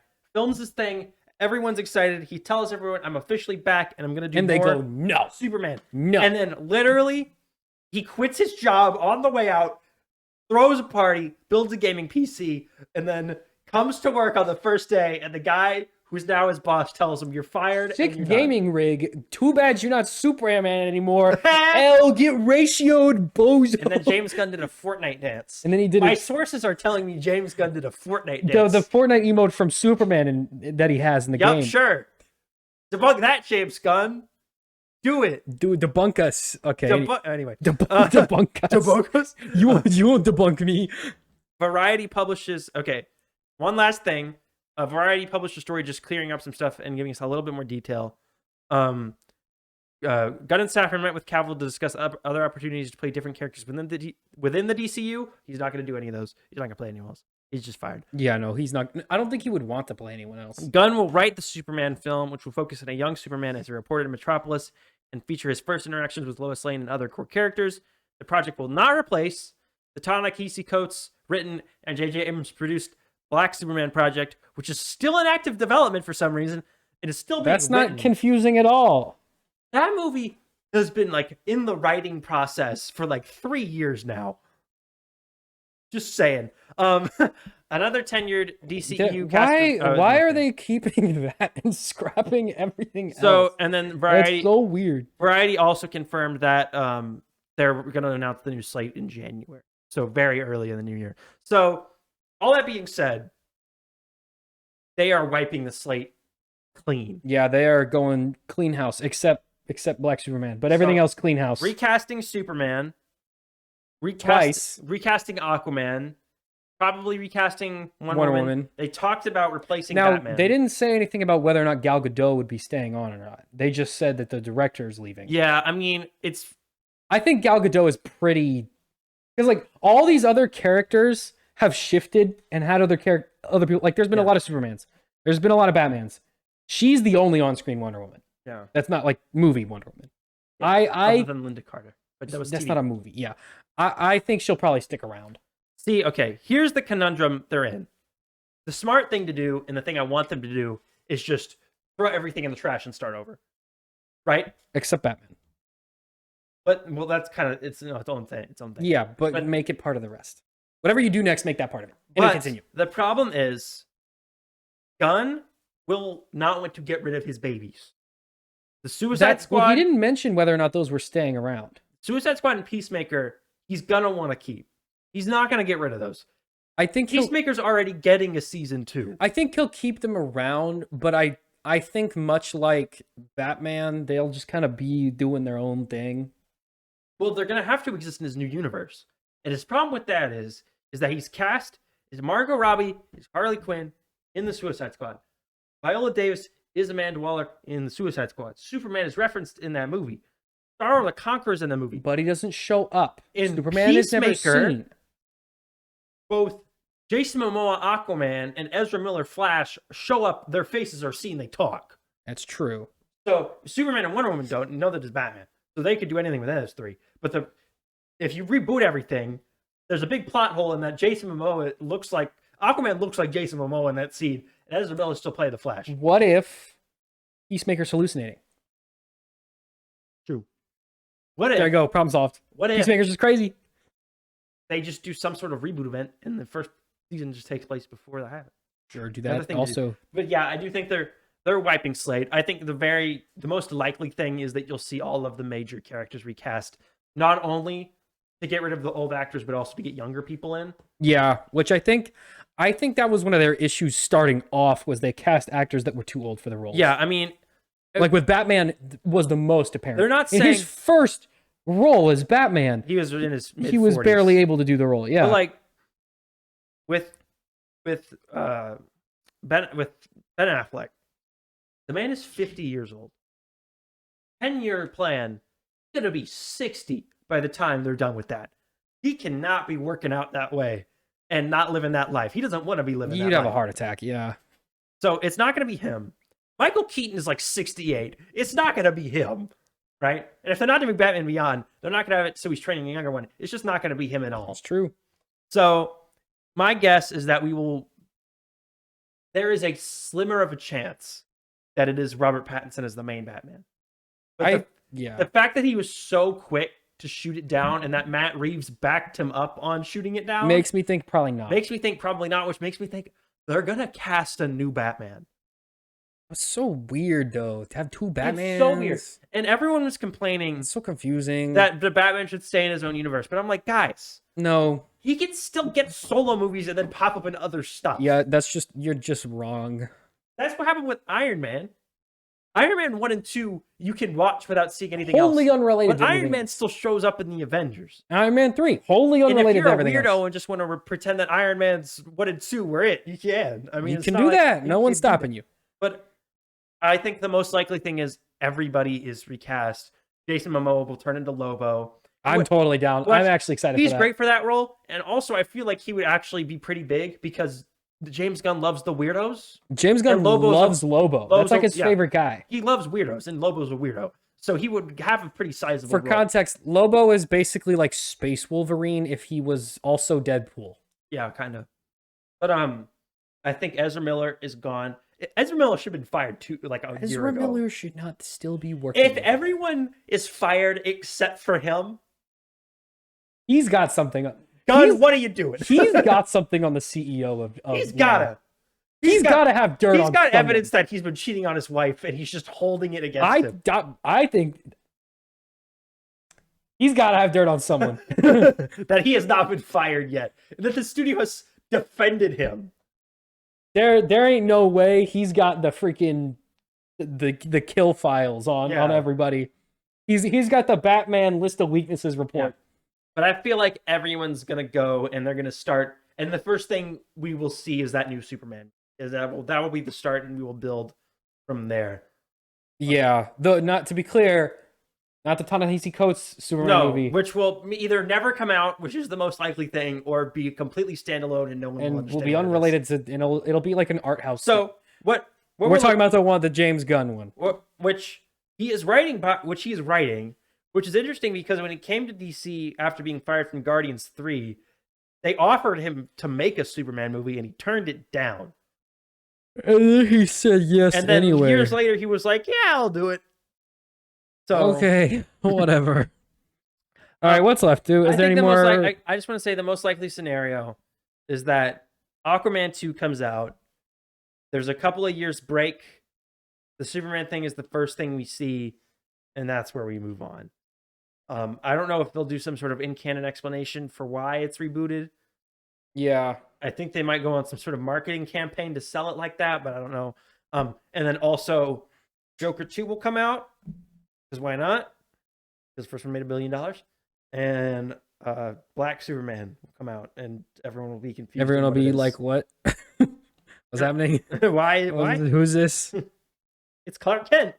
Man, if only there was like a black Kryptonian character that was already popular. Dang. Yeah. Too bad that doesn't exist. If only they had a streaming service where they could do a highly well written short form series. If only they hadn't done that already and had already had that ready to go. And had like a esteemed actor like Michael B. Jordan. That'd be crazy if they had something like that in the works. Yeah, weird. Anyway, man, what a weird world it would be for them to have that and scrap that movie. They could even do an alternative from Clark Kent, so that way the two stories will come out within years of each other aren't exactly the same. That way you can have those characters interact with each other in future projects, should you so choose to want to do. I hope it never gets made because I don't want J.J. Abrams to. I just don't care. I hate J.J. I've decided that. Why? What did he do? Episode 9. That was like only half his fault. That was entirely his fault. Remember when he wrote it? Yeah, but he like he had to rewrite it after it had been butchered to all hell by the other guy. I can't. Sam's remember. tired. Yeah. All right. Are we good? We got recommendations to do? Not really. I just wanted to say, if you're not watching Chainsaw Man, go watch Chainsaw Man. It's freaking awesome. So, the new episode was freaking crazy. Makima was like, and then all the dudes were like, and then everyone was getting shot. No. No, it's pretty. Thank you, crazy. everybody, for listening and watching to the show. As always, next week we'll talk about Avatar: The Way of Water. Yes, Avatar, big boy movie coming out. And have our fun Christmas special, and that'll be the final episode of the year. Yeah. How many weeks are left in go on December? break? Oh, my watch is at 1%. Let's go. After that, we'll go on break, and then we'll be back in January with new. Yeah, McDoncast season next season. We'll be in the same season. We'll be in the same season. We're in mid-season break. Mid-season break. Yeah. Post-Christmas rest time. Well, okay. To be fair, we already had a mid-season break, like when we didn't make an episode for a month. But that wasn't because we were on break. That was because we were too busy to do this. That's because the episode was also like a mess. Yeah, and this upcoming break is literally for us to rest. So different purposes, but yeah, we are going to go on break after Avatar and our Christmas special. We'll have Patrick back. For a couple weeks. No, in person. He'll be on the episode though. Yeah, for a couple weeks he'll be back. And we'll have Max here and maybe a guest or two, and we'll play some games. It'll be fun holidays, and we'll talk about a movie that is longer than anything. Maybe next up can join in on FaceTime. She keeps asking to be on the McDoncast. We're gonna have to run by the leadership council. Anyway, thank you for watching. We'll see you next time. You can find us on YouTube at youtube.com/McDoncast, on Twitter at youtube.com. Not YouTube, at Twitter, at McDonMedia, Instagram, at McDonMedia as well. Sam's on Twitch. Yeah, if you're not already watching us on Twitch, check us out at McDonald's. We're also on Spotify and Apple Podcasts and Stitcher and everywhere else. Whenever we get them uploaded to there, because Tucker hasn't done it yet. Yep, bye-bye. Bye-bye.